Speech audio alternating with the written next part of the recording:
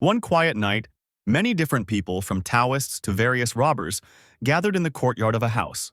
Liu Jin, a disciple of the Tiansong spiritual palace, arrived a little later with his comrade Zhou Zuo. He asked why there were so many people here, whether the information had leaked. The guy irritably asked what those who had gathered there were counting on, to which one of those present told him that he was a little late. He had been here since it got dark.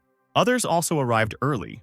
Some arrived several days in advance, and only Liu Jin arrived so late. Cursing at Elder Chao, the boy exclaimed that the information the spiritual palace had acquired was not exclusive. Zhou Zhao asked those present if the owner of this house was not Xu Xiaoxiu at the third stage. He noticed that there was nothing to profit from here. He asked why all these people came. One of the men replied that they didn't know anything. Xu Xiaoxiu had mediocre skills, but he entered the grid early and had a lot of savings. This courtyard alone was worth 1,000 spirit crystals. Moreover, according to rumors, he had a rank 9 spirit sword, and everyone had gathered here precisely because of him. Zhou Zhu exclaimed that such a sword was simply a treasure, and asked if they were really going to take it from the corpse. Liu Jin exclaimed that as soon as the formation collapsed, he would rush in and take the sword, after which a fierce battle would be inevitable. The guy confidently walked forward to go inside and take a comfortable position, but his way was immediately blocked. Those who had arrived earlier asked him if he was not familiar with the queue order. Liu Jin replied that, according to seniority, he was the eldest, so they should not stand in his way unless they wanted a fight. The other replied that there were more of them anyway, so they would not give him any peace. Everyone in the yard started arguing, trying to figure out who would go first. Suddenly, their argument was interrupted by the sound of an opening door, and someone's figure appeared from the house. That same Xu Xiaoxiu, frowning, asked why it was so noisy, even though it was not yet dawn, and noted that he could not sleep. No one expected the appearance of this seemingly dead man. Everyone asked him if he was really dead. Xu Xiaoxiu didn't answer them, only thinking that the Xu Xiaoxiu they knew was indeed dead. In his previous life, the one who had now become Xu Xiaoxiu suffered from a fatal illness and came to this world. As soon as his eyes closed and his pulse stopped, his spirit was transferred to the body of a disciple of the Tiansong spiritual palace with the most ordinary skills. Xu Xiaoxiu stayed in the spiritual palace for many years and only reached stage 3 of spirit tempering out of 10. He went into seclusion to break through with the determination to die, and he actually died. In the end, it turned out that they both had unhappy lives. But the new Xu Xiaoxiu decided that since he had such an opportunity, he shouldn't be tormented by any rumors. But his strength wasn't even up to par, and there was no talk of surpassing others. The only thing that could help him was some kind of cheat code. And indeed, as if on cue, a wheel of fortune appeared in front of the guy, with the arrow choosing between active skills and one field with a passive one. Xu Xiaoxiu tried to turn the arrow, but it stood still, as if mocking the guy. After examining the fields, the guy decided that from a gaming perspective, active skills were much better than passive ones, since you can't fight with passive skills. But fortunately, the system gave preference to active skills. Xu Xiaoxiu walked around this wheel of fortune, trying to figure out how to make it work. He tried to move the arrow with his hands, but it only bent under his efforts. The guy got angry and shouted that it was a useless piece of crap and the system was really making fun of him. Having calmed down a little, he decided that since the arrow was not rotating, the disc needed to be turned. And this time, it turned out to be the right decision. Only the indicated arrow pointed to the field with the passive skill. Unable to accept this fate, Xu Xiaoxiu decided to spin the wheel again to change the outcome. But before he could spin the wheel again, he was suddenly blinded by a bright light, and the system had already assigned him passive skills in the form of a breathing technique. Xu Xiaoxiu found himself in his room. He sat sadly on the floor, thinking about how unlucky he was. He was angry that he had received something so useless as a reward, but he still decided to try the breathing technique. Taking one breath, he felt strength filling his body and he himself rising above the ground. Falling to the floor, Xu Xiaoxiu exclaimed that this passive breathing was some kind of cool cultivation technique. Now he thought of his passive skills as a blessing and that he was now invincible even if he stood still. But as soon as he boasted, a small mosquito broke through his defense, and the guy slapped himself on the neck to kill it. The system judged that its master was under attack and gave him 1 passivity point. Looking into the status window, Xu Xiaoxiu saw his passivity point and the skill he could level up. But this skill was acquired, meaning there must have been innate ones as well. All this happened just before a crowd of people arrived in his yard. The uninvited guest said that this could not be true, that there was some kind of pretender in front of them. For his suspicion, Xu Xiaoxiu received another 12 points of passivity. Smiling, he thought that in this life, God decided to take care of him, so he lives an interesting life. Looking around the crowd, he noticed that there were representatives of the 3rd and 4th stages, the highest being 5. He immediately realized that they had come to fight for his 9th grade Zanpakuto, hidden bitterness. Waves of power began to emanate from his body as he told the crowd that they had come for his dead body. But he had broken through, and they had come all this way for nothing. Everyone immediately noticed that Xu Xiaoxiu had broken through to the 4th stage. Liu Jin noticed that he was no match for him, let alone the others. Xu Xiaoxiu shouted at them to go back to where they came from and tell their elders that if they wanted his sword, they should come get it themselves. There was no point in calling the juniors here and causing them trouble. Liu Jin merely bowed to his elder brother in teaching, saying that he possessed great strength. Zhou asked his comrade whether they would really leave like that. The guy told his friend that he could go and kill him himself if he wanted. Just make sure he didn't forget to get rid of the body, but he just lowered his head in shame. Xu Xiaoxiu shouted, asking them if they really thought they could come and go as they pleased, and if they realized how angry they had made him. A guy from the crowd asked him if he hadn't said that he was letting them go. Liu Jin exclaimed that if he took back his words and wanted to fight, then he definitely wouldn't be able to handle everyone. Xu Xiaoxiu told them that he only wanted to say something, and thought that this was a rare opportunity to earn some passivity points. He then told them that they knew he had broken through to stage 4, but that was not the case. He exclaimed that he had broken through to stage 5, surprising everyone and receiving 17 points for suspicion.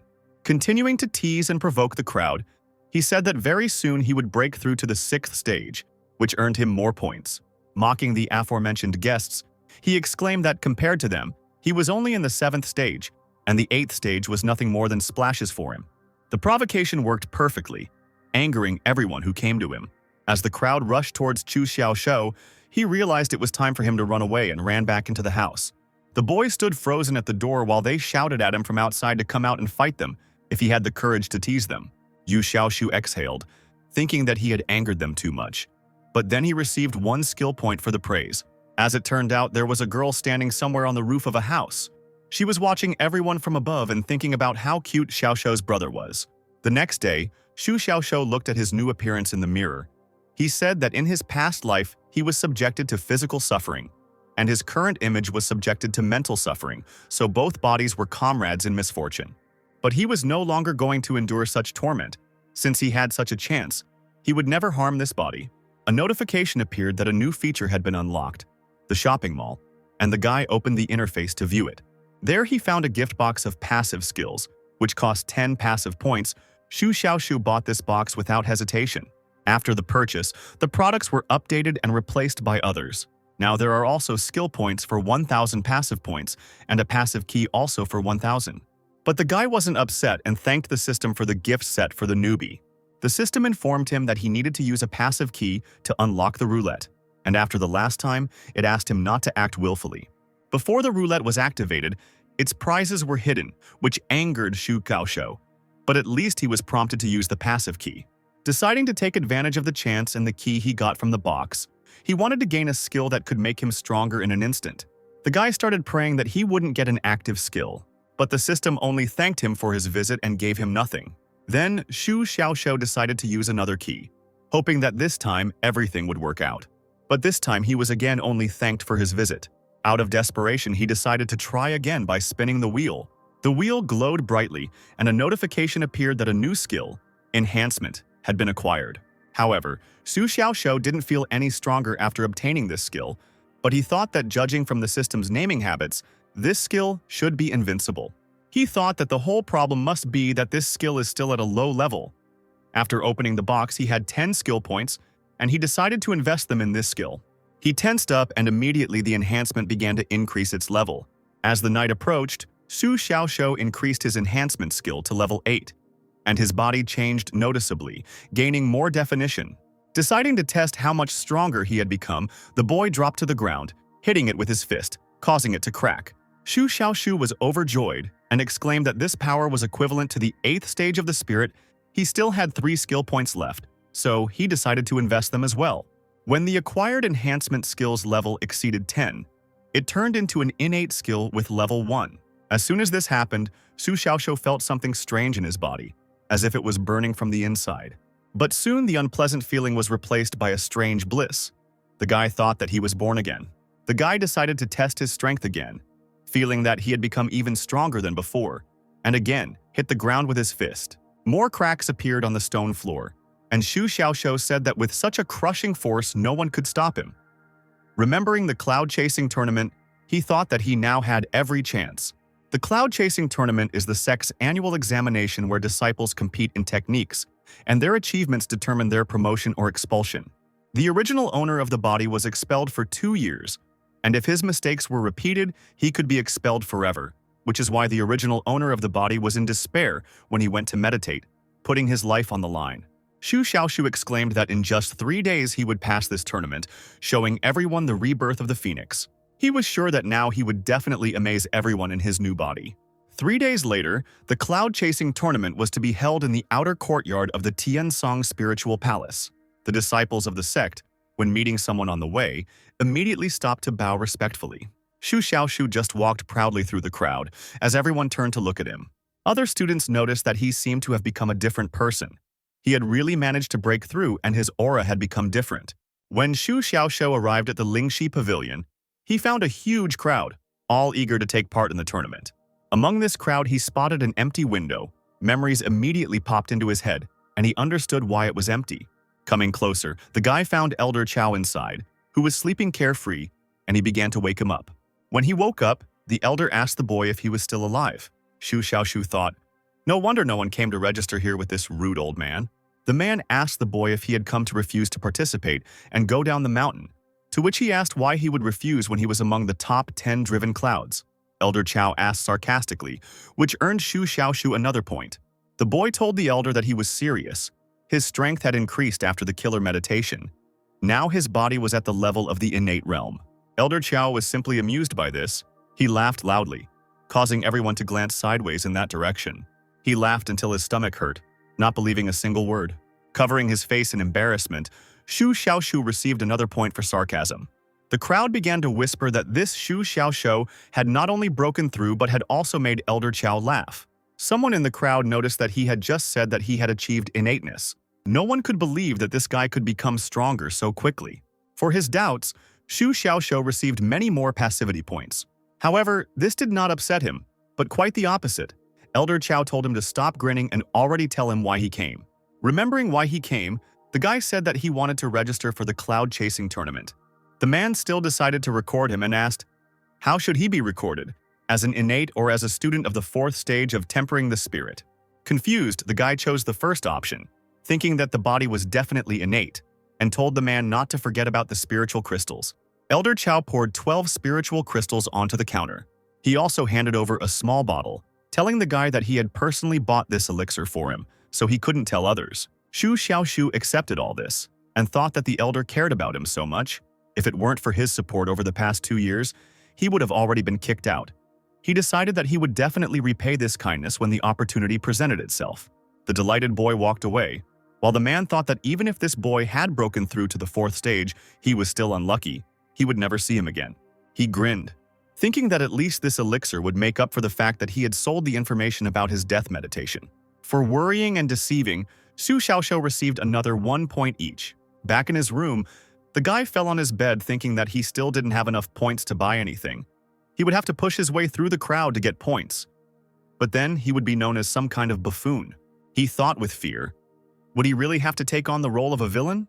But he immediately discarded this idea, focusing on the fact that he needed to increase his strength in these 3 days. He poured out 3 spirit tempering pills from the bottle, which were very expensive, and thought that Elder Chao was unexpectedly generous. The guy decided to try spiritual crystals, but he didn't know how exactly to use them. Having swallowed one of them, he immediately felt as if his soul was being stroked by the celestials, and every pore in his body exploded. Lightness rose from the very feet to the top of his head. Leaning back on the bed in ecstasy, he said that cultivation was a great thing. Rolling happily on the bed, Xu Xiaoxiu said that the most important thing is that it is very effective. He just broke through the 4th stage in 1 breath. He thought that while ordinary spirit crystals were known for their convenience, spirit tempering pills were more effective. Without thinking twice, he decided to continue cultivating with pills. 3 days later, the great elder of the Tiansong Mountain Palace's Spiritual Techniques Pavilion, Xiao Qichu, appeared at the summit and began to give a speech stating that the first round would be a group selection stage, with 100 people in each group, making a total of 18 groups. Each group will have its own judge, but if he helps someone, they will be disqualified. Xiao Qichu said that the judge is not a god, and unforeseen situations may arise, but no one will save them. The contenders, frightened, realized that they could actually die. The elder grinned and thought that life was full of surprises, and they would not always enter the battlefield in perfect condition. Elder Chow told the man that his jokes were still effective. He had scared everyone into a cold sweat on such a hot day. At exactly noon, the official start of the cloud-chasing tournament was announced. The judge assigned to one of the groups told the participants that whoever could last until the end would be the winner. The participants discussed the fact that there would be prizes for the top 10 and that they could move on to the next stage. But the judge told them to go on stage when the participants' number was called. Number 1101 was Zhou Zuo, and number 1102 was Liu Zhen. Juza worriedly forced that he and Liu Jin were in the same group. The judge continued to announce the participants while the guy was thinking about how he would have to fight Liu Zhen. The number 1130, Xu Xiaoshou's number, rang out, and Liu Zhen immediately tensed up. However, Xu Xiaoshou did not come out. As soon as his number was called, everyone began to mockingly whisper that they had seen him, but he was most likely lost. The judge called Xu Xiaoshou again, this time in an even more angry voice. Xiao Qiqu told the man to move on to the next one if that guy didn't show up by the time limit. Elder Chow worriedly asked how this madman dared to be late for the tournament. Zhao Yingyan told her friend, Su Qianqian, that the Xiaoshou brother she told her about was in no hurry to come out. And after these words, the girl became embarrassed. She exclaimed that brother Xiaoshou would definitely come. She was sure that something had simply delayed him, because this was his last tournament, and she could not miss it, because her brother had greatly helped her break into the inner courtyard. The woman told her that her talent was comparable to Sister Xuansha if she entered the inner courtyard within a month. She began to tease the girl, saying that so much time had passed, but she still remembered this service, and said that she would help her find someone better. The judge continued to wait for Xu Xiaoshou. The night before the tournament, Xu Xiaoshou took a risky step to become stronger. After crushing the crystals, he inhaled the powder through a tube. As soon as the crystals entered the blood, the guy also felt a strange sensation in his body. The next day, barely able to stand on his feet, he went to the tournament. Suddenly, an unfamiliar old man appeared behind him and asked the guy if he was from the outer courtyard, to which he nodded. The elder asked him if he was planning to participate in the tournament, to which Xu Xiaoshou replied that he was on his way. Having easily overtaken the guy, the old man mockingly said that young people should not burn out. Health is the capital of the revolution. Xu Xiaoshu stubbornly walked forward, thinking that the spirit-tempering pills and the breathing technique were in perfect harmony with each other without any side effects. He easily reached the 6th stage, but due to the too fast pace, his body could not cope. The boy said goodbye to the old man and continued on his way. The man noticed that the guy's gait was unsteady, but not floating, and his steps were soundless. His face was emaciated, but his eyes were full of life, and his breathing was even. Having vanished into thin air, he said in parting that it was a shame when such talent was wasting away in the outer courtyard. In the final seconds, Xu Xiaoshou finally reached the venue where the tournament was being held. Zhao Yinyan asked the girl what she had done to him. Su Chengqian asked in confusion, and the woman replied that he looked like a libertine who had been partying all night. The woman continued to joke about her friend, saying that the girl had visited him 3 days ago. Su Chengqian pushed the woman's hand away, shouting at her to stop bullying her. Xu Xiaoshu approached the judge and apologized for being late. Elder Chow said that this boy had caused everyone to worry, and he wondered what he had been doing. The judge announced that the cloud-chasing tournament had officially begun. One after another, the participants entered the arena, where they fought fiercely. The losers were thrown out of the arena as corpses, where they were caught by Xu Xiaoshu. As time went on, more and more corpses accumulated around the guy. Xu Xiaoshu couldn't understand how they could all kill so calmly and mercilessly. Unable to bear it any longer, he jumped to his feet and shouted for them to stop. However, as it turned out, the guy was not worried about the lives of these people, but only about the fact that now these people could not bring him points. Xu Xiaoshu shouted at them that oppressing the weak would not show their abilities, so they should attack him while they had the opportunity. He would fight against 100. No matter how heroic his speech sounded, the guy's legs still shook treacherously. The participants looked at him with a smirk, mocking his weak appearance, but this was exactly what Xu Xiaoshu wanted. He got points for mocking. To further inflame the crowd, he exclaimed that he would give his 9th grade Zanpakuto to the winner. The judge started to say that he would disturb the order, but the guy did not listen to him. He threw him a sword, saying that the judge would be his witness. The provocation worked as expected. The remaining sections rushed at the guy in an angry crowd. Xiao Kixu, watching this, noticed that this guy was using his sword to ignite the hearts of the people, intending to deal with all the participants at once. He was curious about what unique trick he would decide to pull off. The participants put out their swords.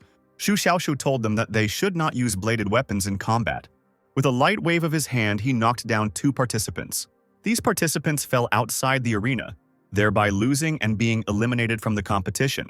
Seeing the boy's strength, the participants stopped, thinking that he was pretending to be a pig to eat the tiger. Zhao Yingyan noticed that Xu Xiaoshu's body was very strong, which was only possible at the 5th stage. Su Qianqian happily encouraged him, shouting that he would take first place. The woman then asked if she hadn't said that this was his last tournament. The great elder did not miss the fact that this guy possessed innate breathing. Xu Xiaoshu said that not long ago he practiced his invincible technique, so his body is unmatched. He said that he would like to test it, so that those who wish can attack him with bare hands, and he will not resist. Elder Qiao exclaimed excitedly that this boy was simply crazy. One of the participants, who called himself Chu Wei, stepped forward saying that he possessed the 100-step fist beast and asked for a duel. Xu Xiaoshu did not refuse him, but instead happily called him over. Qiu Wei used his technique and 100 blows immediately fell on the guy. However, he was neither hot nor cold about them.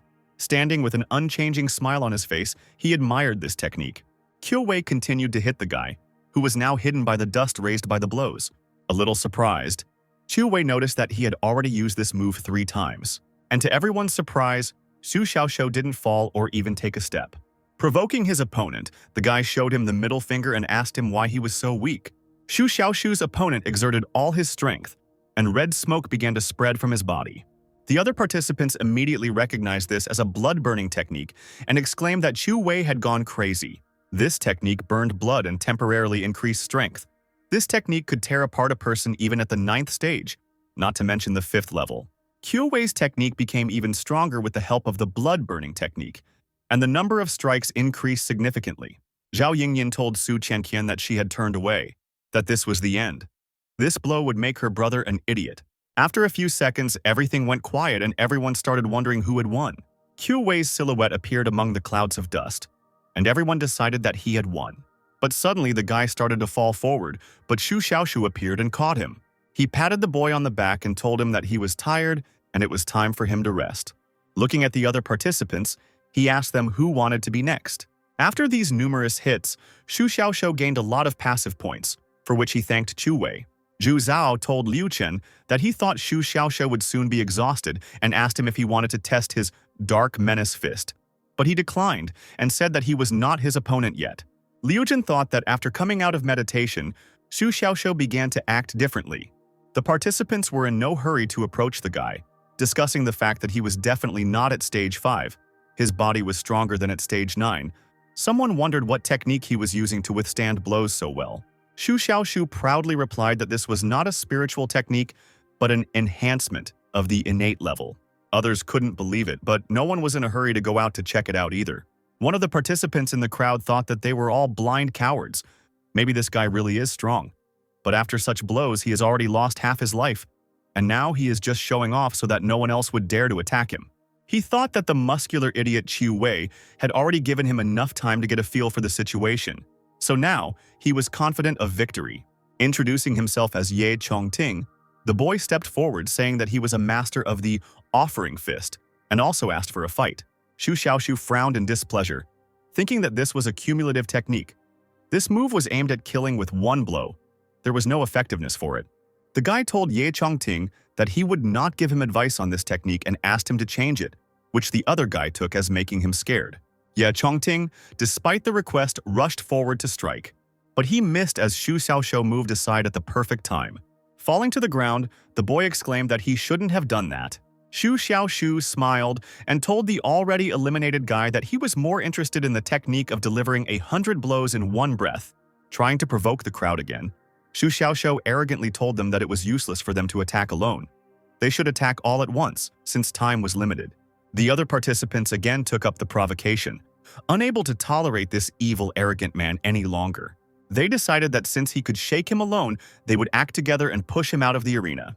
They actually all pounced on the guy at once with their fists. Xiao Qiqu exclaimed that it was interesting, and the judge asked him what was interesting about it, and said that in 30 years of practice he had never seen anything so outrageous.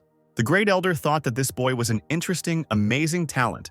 He had 3 innate talents and an innate body. Su Qianqian wanted to rush into the crowd, shouting that they were ashamed to attack one person, but Zhao Yingyan stopped her. Another voice was heard from somewhere to the side, and the girl, in tears, noticed that she felt so sorry for him. Other girls also said with admiration that he has been taking beatings all this time, but never gives in. He is the most attractive man they know. These few girls formed a support group for Xu Xiaoxiu and began to actively support him. For his inspiration, Xu Xiaoxiu earned another 73 passivity points. Xiao Qiqu said that it was getting noisy. The result was already obvious, so we should finish early. The referee announced that there was 1 stick of incense left in the group stage, which was 15 minutes. As Xu Xiaoxiu easily endured the blows, he thought that there was no need for this time limit. There were so many people left in the arena, and he had been hit more than the others, so he shouldn't be considered a loser. Smiling, he thought that it was time to end this performance. He reached out and grabbed one of the participants by the wrist. He laughed and said that if there were no fish left on the surface, it was worth going deeper. And so Xu Xiaoxiu began to throw one of the participants out of the arena. So he threw out the participants until there was no one left in the arena. Everyone in the stands was surprised that everyone had walked out of the arena so easily. Qiu Wei, who had come to his senses, began to crawl, thinking that he needed to get out. Xu Xiaoxiu couldn't allow this, so he asked the guy where he was going. Qiu Wei jumped up, asking the other what he wanted, to which the other replied that he thought he was pretty strong, and he asked him if he wanted to have another round before time ran out. Shaking with delight, he noticed that the moment he became strong and fierce, radiating heat, it became so refreshing. He enthusiastically invited the guy to repeat it. Qiu Wei only ran out of the arena in an instant. The referee frowned and broke the still burnt incense stick, signifying that the round had come to an end. Zhou Zhao, who remained in the arena with Liu Zhen, exclaimed that all they had to do was wait, and they could have made it into the top 10. But as it turned out, they even made it into the top 3, where Xu Xiaoxiu was in first place. There were shouts of delight from the stands, which earned him a lot of points, and suspicion also earned him a lot of points. Liu Jin congratulated Brother Xu without much enthusiasm, and Brother Xu responded in kind. The judge, irritated by the outcome, presented Xu Xiaoxiu with the first-place prize on a tray. The prize was a spatial ring, which was a rare treasure worth 1,000 gold. Xu Xiaoxiu noticed that this ring was much more valuable than his spirit sword and asked the judge where his sword was, to which he replied that it was in the ring, and he needed to use a drop of blood to open it, and the ring would recognize him as its owner. Zhao Yinyan stretched, thereby attracting the attention of the men. Su Qianqian said that she needed to meet her little brother, to which the girl replied that there was no need for that. It was already good that he would not leave the spiritual palace. The woman poked her finger into the girl's cheek and asked her if she was afraid that her brother would be taken away, to which she replied that she hadn't even thought about that. Zhao Yinyan then asked her if she would mind if she asked him to become her Taoist partner. Su Qianqian didn't answer, but ran away, shouting at the end that she was simply terrible. Zhu Xiaoxiu noticed the running girl and recognized her as Su Qianqian. When he met Zhao Yingyan's gaze, he received 1 point for seduction. While his heart was fluttering, he thought that this stupid system was only misleading people. Elder Qiao distracted him from his obscene dreams by slapping him on the back and shouting that he had turned the tide during the beating. Frowning, the man asked him if he hadn't noticed him because he was just staring at the girl. Xu Xiaoxiu began to deny it and asked him if he had really seen his performance from beginning to end. Pressing the boy to himself, the elder, laughing, asked him about when he had managed to train his innate body and how he dared to hide it, to which he replied that he had told him, but he did not believe him. Remembering this, Elder Qiao let the boy go, saying that at that time no one would have believed him. The man handed him another bottle, saying that he was still wounded and should heal his wounds. Xu Xiaoxiu greedily reached for the elixir. Returning to the room, the guy fell on the bed, exclaiming that he became the champion of the group stage. This is the greatest achievement in the last 3 years. Xu Xiaoxiu hurriedly dropped a drop of blood on the ring so that it would recognize him as its owner.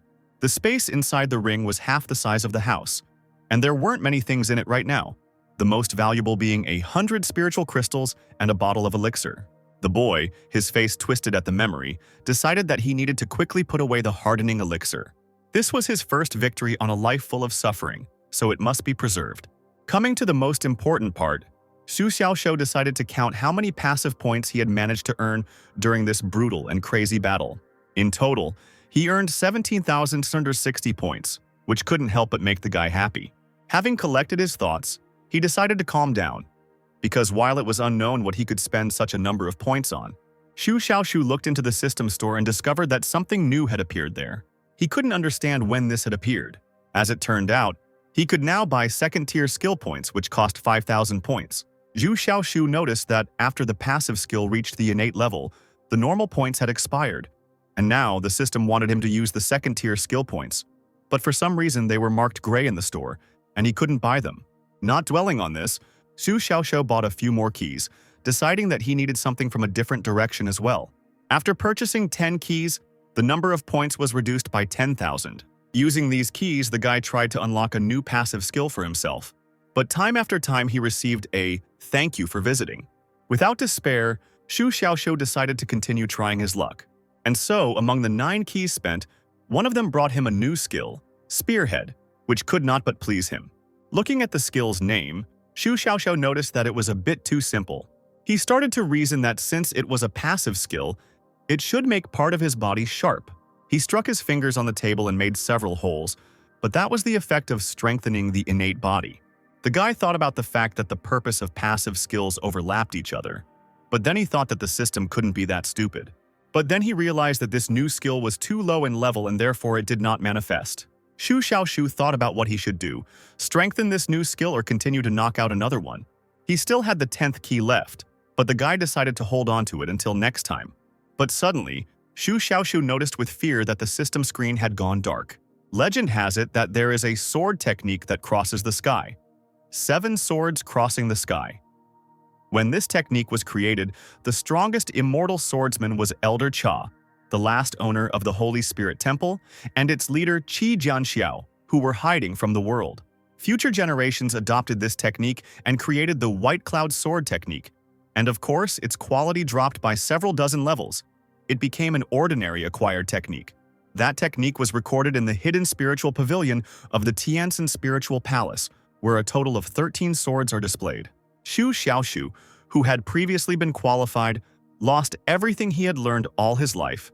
Eventually, after 3 months, he learned the first sword technique, Free White Cloud. When his mind was consumed by darkness and he felt the shaking of heaven and earth, he saw the hidden bitterness flying away with him to the clouds. The first sword has no beginning and no end. It is immortal.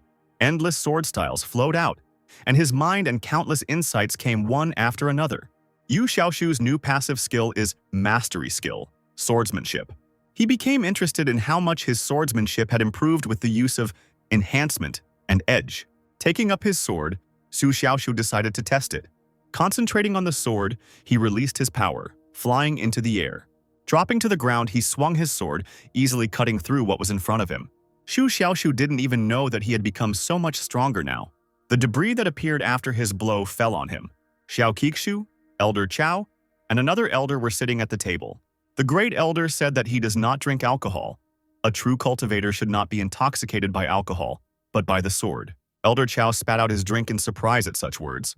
He immediately apologized to the old man who was hit by the jet. He asked the great elder, was it really possible that he had achieved such heights without drinking at all? The man replied that he had indeed made some progress.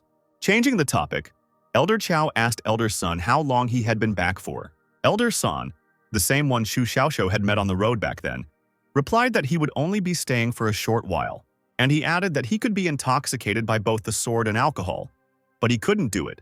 Otherwise, the 8th immortal sword would already be his. Suddenly, a loud sound was heard somewhere outside. One of the students, holding my sword in his hands, felt his excitement. The same thing happened to the other students. Elder San noticed that the swords were screaming and asked, "Is this the sword's intent?" Xiao Qiqu said that it was very unexpected to meet a disciple with such acquired skill in the outer courtyard. Besides, the other disciples here also had excellent skills. Elder San noted that he remembered that the one who had displayed sword intent last time was the girl Su Qianqian. The great chief replied that it was the sword's innate intent. She was a true genius. If one of the continent's 21 famous swords were in her hands, even they would not be able to compete with her. Elder Chao stood up from the table, saying that he did not intend to stay there any longer. He would go and see what was going on there. Elder San told them they could go. Without arguing, the men left the room, flying into the air. Elder San put on his hat and went on his way. Shu Xiaoshu noticed that he had perfected the first swordsmanship style. It had become much more powerful than the original. As he dressed, he noticed that he was just one step away from a breakthrough. He said he managed to break through during a moment of enlightenment. Suddenly, he noticed that Elder Chao and Great Elder Xiao Qixu had flown up to him. He wondered what they were doing here. Xiao Qixu didn't expect that the sound would lead them to the courtyard of that masochist with an innate body. Shu Xiaoshu greeted the elders politely. The Great Elder asked the boy what had happened to his yard. The guy replied that he was practicing fencing and that what happened happened. For these words, he received 2 points for suspicion. Noticing this, he thought irritably that they were not underestimating him. Xiao Qixu thought that this disciple already had both an innate body and acquired sword intent at the 6th stage of spirit tempering.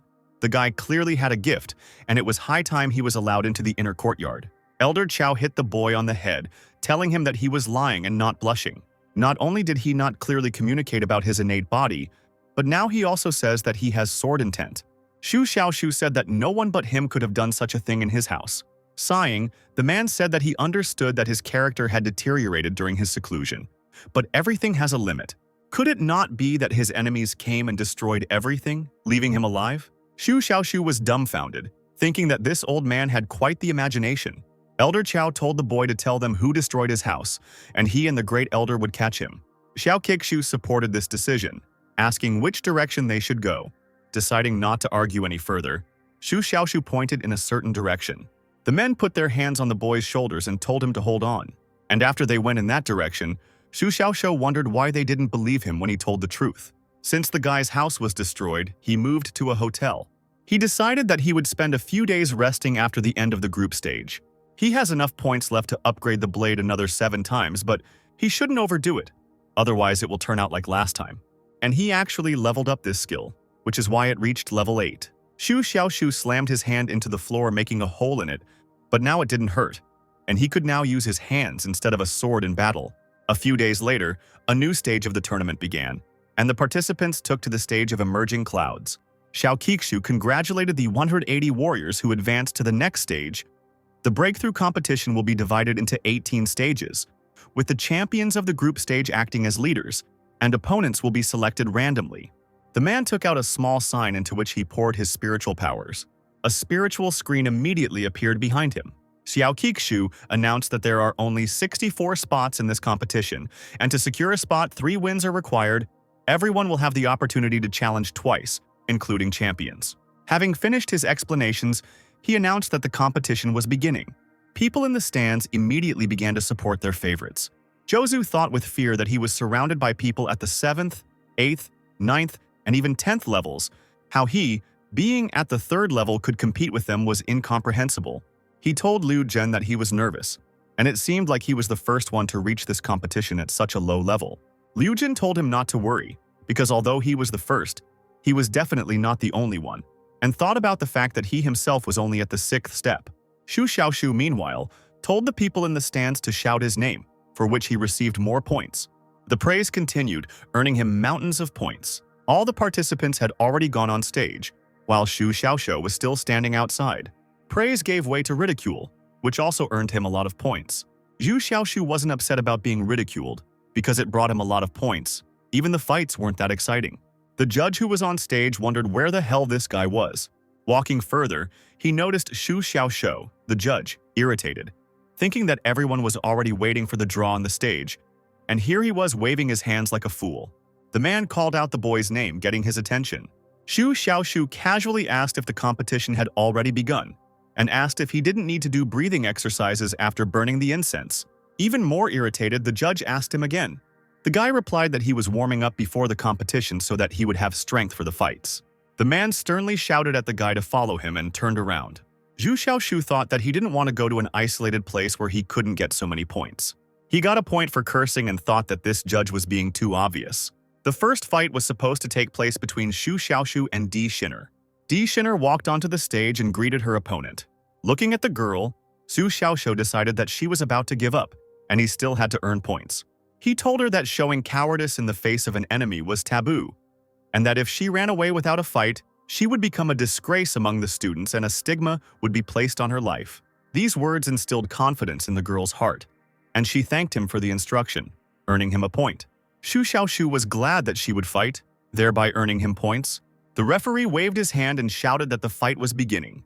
D. Sinner immediately took up her sword and quickly rushed towards the guy. Yu Xiaoxiao shouted at her to stop and told her that, as the saying goes, a nobleman settles matters with words, not with force. He would not draw his sword. The girl stopped and the guy told her that they could have a fist fight. D. Sinner replied that she knew that he possessed the 9th grade sword, Hidden Bitterness. Raising her sword again, she said that she knew Brother Shu was strong in combat, but she had recently created a technique and wanted to try it out in combat. Xu Xiaoshu thought that she had decided to kill him. Women were not trustworthy. Now the girl didn't stop, and the guy had no choice but to dodge the blow. Remembering his edge, he thought that she would be in pain if he didn't use the blade, but he still decided to strike back with his fist. Dai Zinner decided to defend herself from him with her sword. But suddenly, instead of striking, Xu Xiaoxiao ducked down to the ground and kicked the girl in the legs, knocking her off her feet. However, she did not fall, but gracefully dodged. Xu Xiaoshu told her to think about what he said. She doesn't use hand-to-hand combat techniques, so he won't either. The other students in the stands shouted about how shameless Xu Xiaoxiao was for launching a sneak attack. Xiaoshu couldn't understand what was wrong with these viewers who always portrayed him as the villain. He told his opponent that since he was physically strong, he would not use his hands. D. Sinner rushed at him with her sword again, and the boy told her that he would only use his legs. He expertly dodged her attack, urging her to reconsider hand-to-hand combat. D. Sinner thought that she had been rooting for Brother Shu before, but she never thought that he would be such a person. Using the calm white cloud, she rushed forward again while Xu Xiaoxiao was running away. He grabbed a wooden sword from the stage and quickly jumped up, dodging the attack. The stands screamed in surprise, not believing that the guy was able to dodge something like that. Xu Xiaoshu quickly jumped across the stage and approached the girl. However, he did not even strike her with the wooden sword, but only waved it over her head. Everyone in the stands was shouting at the guy to stop behaving like that towards Dai Sinner. Xu Xiaoshu was thinking that he would give her another chance, since he couldn't attract her to close combat. He would anger her in order to get at least some points. He told the girl that her strike was not bad, but the directed sword she created only contains one layer. Once it is blocked, all subsequent actions will be powerless. She should study harder, and he thought that he had rightly emphasized what she was so sure of. D. Sinner thought that everything Brother Shu said was meaningless, because before that, he had practiced the white cloud sword technique for 3 years. Trying to anger the girl, the guy jabbed her in the forehead with a wooden sword. D. Sinner bounced back, embarrassed, and the guy received a point for his gratitude. Xu Xiaoshu was surprised at how simple-minded she was to think that he was guiding her. D. Sinner tried to attack again, using the second style of the white cloud sword technique. Xu Xiaoshu decided to take this opportunity to learn this technique. He successfully stopped her attack by memorizing her movements. He waved his wooden sword and stopped the girl again, placing it against her neck. The guy playfully lightly hit the girl on the cheek with a wooden sword. The men in the stands went wild, shouting that he couldn't do that to the beautiful D. Sinner. Xu Xiaoshu's fans were jealous of him, shouting at him not to be gentle with her. D. Sinner just stood there, making the boy wonder what was wrong with her. Deciding that she was waiting for an explanation, he told her that the first sword should be connected by a net to her previous sword. If she wounded the enemy, she would need to use the power of the sword to suppress him in one fell swoop. And if the enemy breaks through the network of swords, you need to insert the ring, using the style of a twisted cloud, stretching the clouds, reflect the enemy's attack and repeat the previous technique. Xu Xiaoshu received another point for gratitude, and D. Sinner prepared to use the third style, among the clouds and fog. But the guy jabbed his wooden sword into her palm, knocking the sword out of her hands. The sword fell to the floor and the guy again put his stick to the girl. Xu Xiaoshu thought that there was no need to continue. He noticed that her gaze was somehow abnormal. Perhaps if they met in battle again, a spark of love would flare up between them. He told the girl that she lost. D. Sinner simply smiled and thanked her brother for his advice, saying that she would like to receive more advice in the future. Xu Xiaoshu thought with disappointment that she was simply hopeless. The referee declared the fight over. Xu Xiaoshu is the winner. Xiao Kixu wondered if this guy had actually practiced the white cloud sword technique, and if everything he said was true. Following the end of that fight, others began. Xiao Kixu watched each of them. 2 of them had already won 3 victories in a row. Xu Xiaoshu couldn't understand how they could fight so quickly, but he remembered that these 2 were among the top ones. In his free time, Xu Xiaoshu was walking outside again.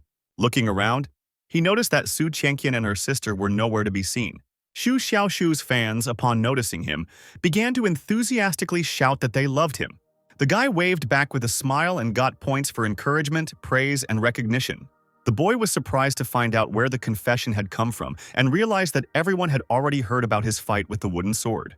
Xu Xiaoshu took out that same wooden sword and asked the girls if they wanted it. In response, the girls in the stands shouted joyfully again. After receiving points for confession and 2 points for curse, the guy thought that these girls were crazy.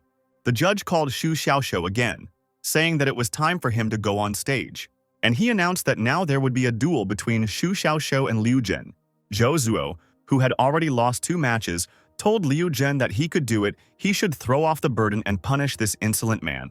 Upon meeting his next opponent, Xu Xiaoshu happily remarked that he was very much from the Quan family, and they were all masters of fist-fighting.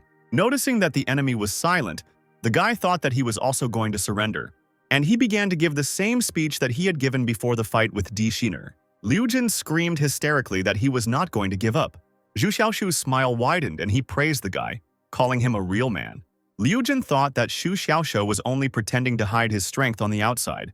Since he left the seclusion, he had not even reached the 5th stage. But now he was suddenly at the peak of the 6th stage with an innate body and sword technique. Xu Xiaoshu started getting points for his suspicions. There were 3 in total, and the guy wondered who these 3 were who suspected him. The guy told the judge that he thought something evil had gotten into the barrier and that he should check. The judge muttered tiredly under his breath, asking when this would stop. Xu Xiaoshu grabbed the man's leg, saying that it might not even be a person, to which the man responded by telling him to stop and go on stage. But the guy didn't stop, which made the judge become angrier and angrier. Liu Jin sighed and mentally asked Xu Xiaoshu if he was still treating him like a fool, unable to see through his pretense. Before the fight began, the guy began to take off his clothes, revealing weights underneath. He threw off his weights, which fell on the stage and caused cracks in it. Gathering all his strength, Liu Jin was able to break through to the 10th stage by a matter of seconds. Xu Xiaoshu and the judge were surprised to think that the guy was hiding his powers. Liu Jin told his opponent that there was no point in pretending. He would give it his all to defeat him. Xu Xiaoshu couldn't understand what this guy was talking about. That guy, without thinking twice, rushed at his opponent with his fists. Liu Jin appeared next to the guy and began to strike. The stands exclaimed that Liu Jin was, after all, much stronger than that idiot who always let himself be punched in the face. Feeling the pain, Xu Xiaoshu wondered what kind of technique this was that could harm his innate body. He noticed that each hit the guy gave him 2 points, which meant that this technique was not only continuous, but also dealt a double hit. And with each hit on the body, hidden black energy remained in it, which was extremely unpredictable. Xu Xiaoshu remarked that this way this guy would be able to throw him off the stage. And he, in turn, could not even get his sword out of the ring because of these incessant blows. In the midst of the blows, Xu Xiaoshu shouted at the guy to give him a chance.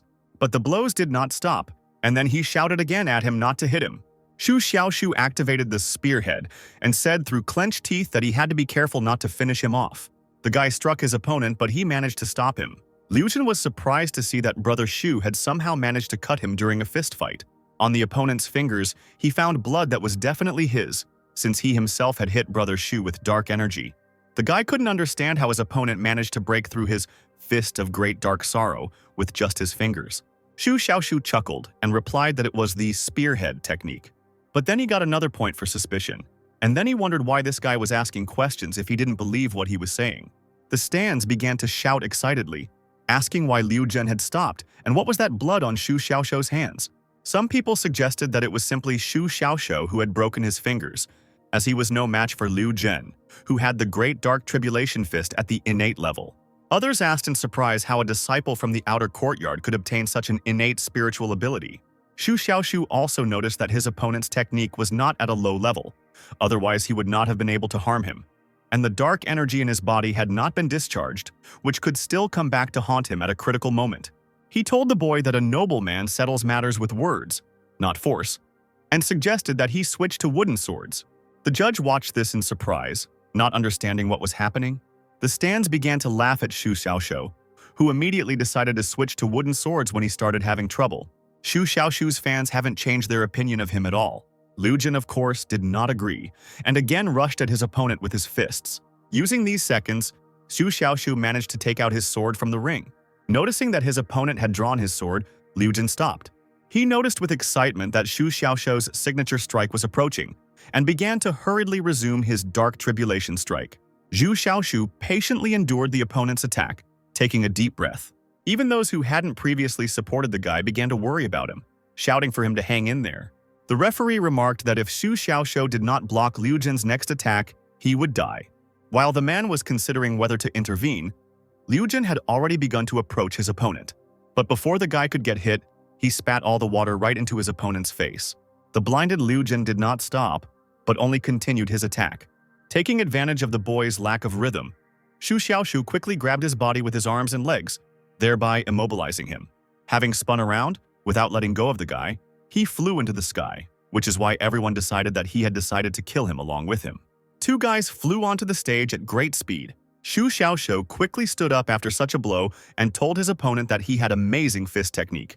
Liu Jin angrily shouted at his opponent to get off him, while the guy was still sitting on him. Loud applause erupted from the stands for Xu Xiaoxiu's victory. The judge approached the winner and asked him if he needed a break. Xu Xiaoxiu nodded, and the judge remarked that the other one would also need a break, while Liu Jin had lost consciousness. Medics quickly carried the unconscious boy away on a stretcher.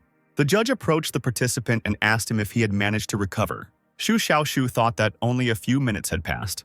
Meanwhile, the glasses kept coming in, and there were now 7,045 of them in total. Xu Xiaoxiu thought that the dark tribulation had exploded and he had been seriously injured. But he still had one more trial left, so he had to use the 10th grade healing pill that Elder Chow had given him. Just one inhalation of the smell of this pill made the guy feel the effect. And then he swallowed it. Everyone in the stands couldn't help but notice it, and they began to wonder what kind of powerful pill it was. Xu Xiaoxiu had already lost consciousness, his body trembling slightly. No one could understand what was happening to the guy, that he even lost consciousness. Xu Xiaoxiu mumbled incoherently that he was fine, and the judge wondered how he could be fine. Coming closer, the man began to shake the boy, saying that if he could no longer hold on, he would take him to have his wounds healed. Xu Xiaoxiu's face was flushed suspiciously, and he told the man not to touch him, as his body was currently overly sensitive. The judge listened to the guy and immediately pulled his hands away from Sin. Everyone in the stands began to be outraged that Xu Xiaoxiu had taken an aphrodisiac, and someone even requested a doping test. The medic who came up examined the guy and said that everything was fine with him. He said that the effect of that medicinal pill was just terrible, but his body would recover very soon. The judge asked what was happening to him now. The medic said awkwardly that he was rather enjoying himself and relaxing. The judge decided not to question this useless medic anymore, not believing him. After some time, Xu Xiaoxiu was able to get to his feet and began walking under the stands. His body was still shaking, and although he seemed to have recovered, he still felt ill. But during this time, he received another 3,000 points. The judge asked him if he was ready for his final round. Xu Xiaoxiu asked for a little more time to catch his breath. The man, as if he hadn't heard him, said that they would start then. Time was running out. The guy thought irritably about why he was asking if the answer wasn't important and they would start anyway. Xu Xiaoxiu's next opponent was Wen Chong, and the guy decided that they definitely wanted him dead. In the stands, everyone started talking about how Xu Xiaoxiu had already suffered enough, and now they had thrown this at him. One confused student asked why everyone was so alarmed, to which someone replied that this boss Venya was unlucky on another stage. He fought for a long time and was able to finish the match in a draw. Then he lost in one match, but still became champion and took second place. The student couldn't understand what was going on, since Xu Xiaoxiu was also a champion. They explained to him that he had drawn with the second-ranked player, while he himself was 7th in the rankings and half a step away from birth. One of the students added that Xu Xiaoxiu is also a natural enemy for him. Without hiding his intrigue, he asked everyone if they knew who Liu Jin was, whom Xu Xiaoxiu had just knocked down. Liu Jin is Wen Chong's older brother. Everyone was surprised by this information and now realized that things were bad. The same student began to say that the matter also concerned Di Shiner. Another disciple continued, saying that Wen Chong was in love with her, and therefore would not allow her to be humiliated like that. Now everyone was sure that Xu Xiaoxiu was in deep trouble. Boss Wen Chong walked into the arena confidently. Xu Xiaoxiu greeted his younger brother in the study, holding a stone in his hands. The boy broke off a piece of the rock and threw it at Wen Chong, who was surprised by such familiarity.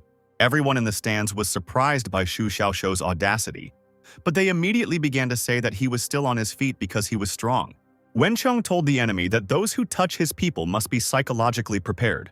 The referee waved his hand and announced that the fight was beginning.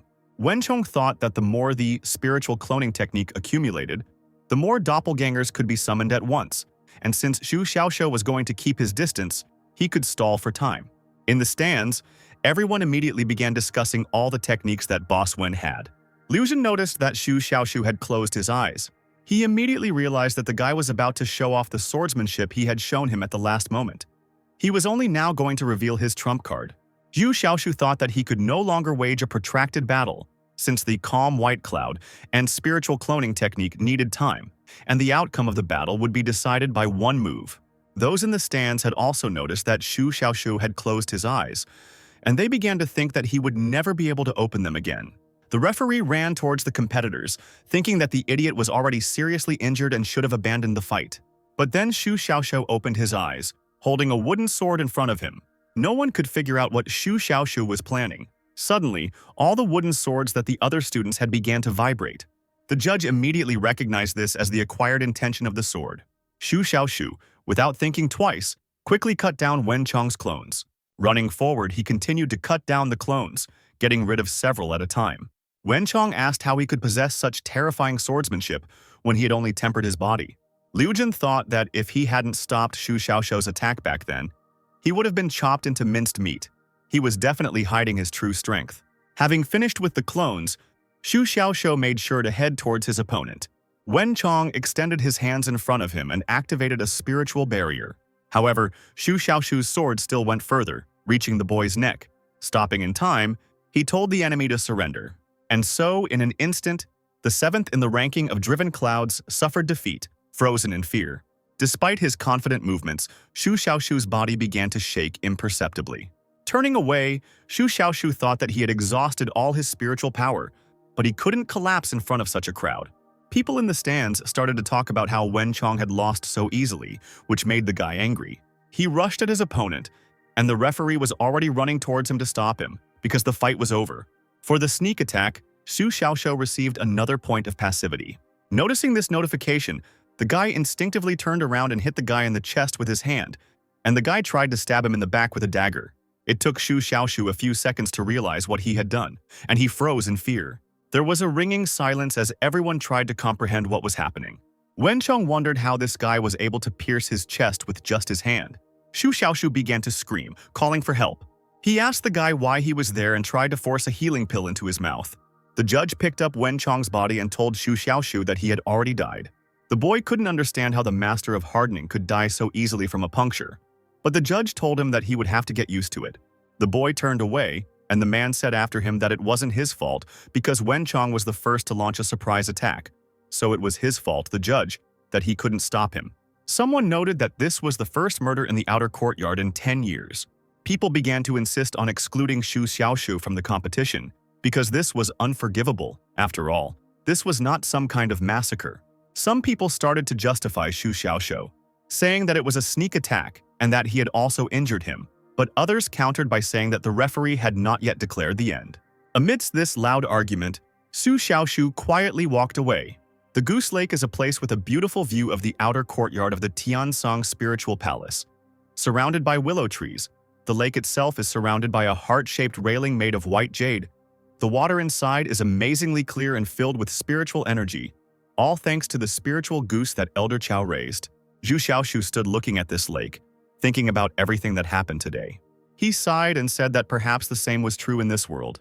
Life was like a stone, no matter how big it was. It could not cause big waves if it sank. Xu Xiaoxiu didn't regret killing Wenchong by mistake when he came to this world. Killing was destined to become the norm. What he felt and what made him lonely was just sympathy and reflection on the fragility of life. In his previous life, while being endlessly tortured in the snow-white chamber, he still wanted to live. Xu Xiaoshan treasured life more than most, and now he had destroyed one of those precious lives and was willing to bear the consequences, even if no one else could bear them. He noted with a bitter smile that he had unknowingly broken through to stage 7. Xu Xiaoxiu threw a stone, breaking the silence. He sighed and thought that he had finally killed someone, and so he lingered at Goose Lake for the whole night. The next morning, Xu Xiaoxiu was looking away, thinking about something. Elder San approached him, which scared the guy. The man asked him if he wanted to watch the cloud chasing tournament. Shu Xiaoshu immediately recognized this old man as the man he had met a few days ago.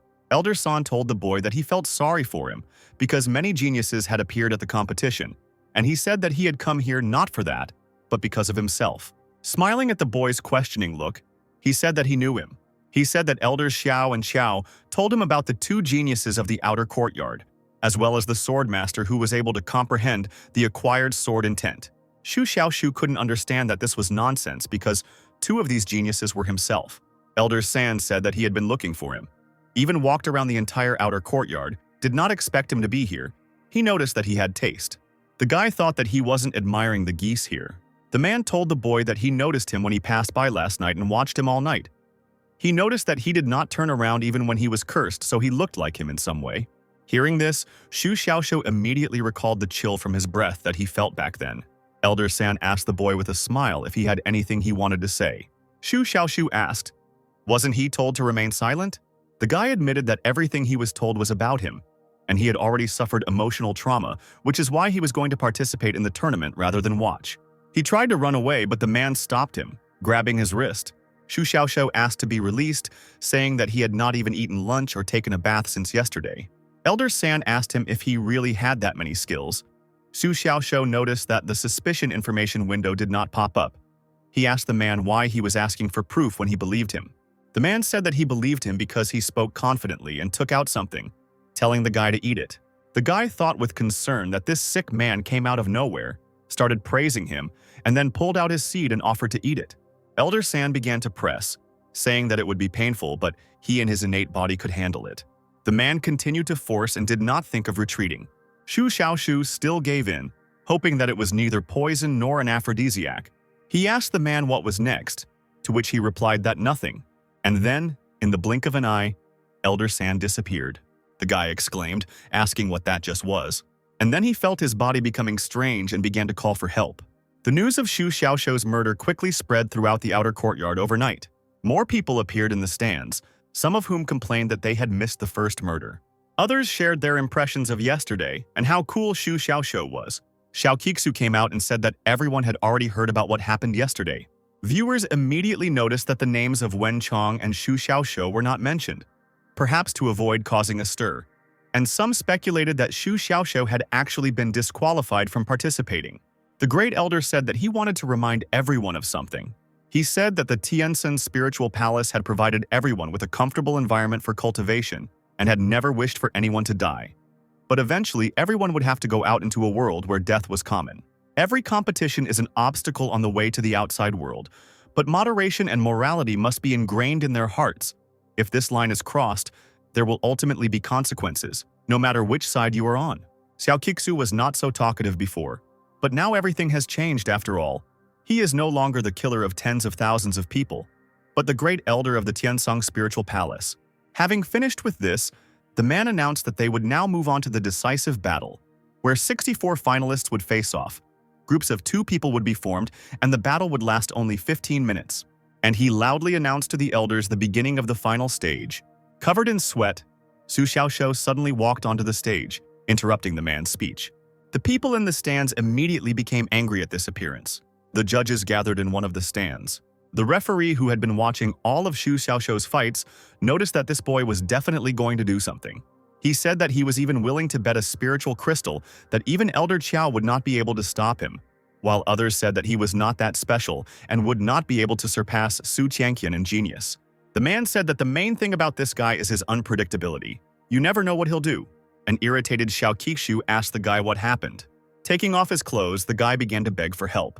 He thought that as soon as he swallowed this scarlet seed, a scorching aura immediately burst out, and several meridians were burned. If this continued, he would die. But all the medics immediately went to the tournament, so he had to come here. Almost in tears, Shu Xiaoshu began to beg the Great Elder to remove him from the competition and allow him to undergo a medical examination. Xiao Kixu shouted at him that this was all nonsense and that he could get out of here. The guy responded that he wouldn't have come here if it weren't serious. Noticing that something was indeed wrong, Xiao Qichu wondered what was going on. He told the guy to come closer. Touching his chest with his hand, the man immediately pulled it away, feeling a burn appear on his hand. No one could figure out what kind of drug it was that could harm even Elder Xiao. Xiao Kixu immediately recognized this as the seed of the incinerating fireflies, which burns and destroys even the innate body. Shu Xiaoshu did not understand anything, and his body was still emitting steam. The Great Elder smiled and told the boy that it was a useful thing for him and that it would not harm him in any way. Shu Xiaoshu couldn't understand this because the man had just said that she would burn even the innate body. He shouted that he had heard everything, to which the man replied that he had heard poorly. He told the guy with a smile that he needed to go and rest and that he would definitely get through this. The guy was sure that he needed medical staff and not just words, but he still obediently left, muttering something under his breath about cruelty. Shu Xiaoshu thought that for some reason he was familiar with the name of Elder Son that Xiao Qichu had mentioned, and he immediately thought that the Great Elder was an accomplice to the crime. Sitting down on the floor, the guy began to meditate. Noticing that this scorching aura began to penetrate his sea of qi, he thought that he did not understand at all why Xiao Qishu wanted his death, but he could only hope for himself. Zhu Xiaoshu inhaled the scent of the healing pill, and he thought that he needed to sort this out quickly, because he still had to take part in the competition. But he immediately realized that he could get rid of anxiety in the heat of battle. Meanwhile, the fights were already in full swing on the stage. One of the opponents had encased the other in ice. Shu Xiaoshu watched this duel with surprise. Zhang Fu was declared Shu Xiaoshu's opponent. Hearing Shu Xiaoshu's name, everyone in the stands became excited, and someone even exclaimed that masochist Chu was coming out. Running up to the Great Elder, the boy told him that if he won, they were obliged to provide him with medical assistance. Xiao Kixu frowned and thought that there was definitely something wrong with this guy, since he was running up to the judge and starting a conversation. The judges noticed that this Shu Xiaoshu was already bothering Elder Xiao.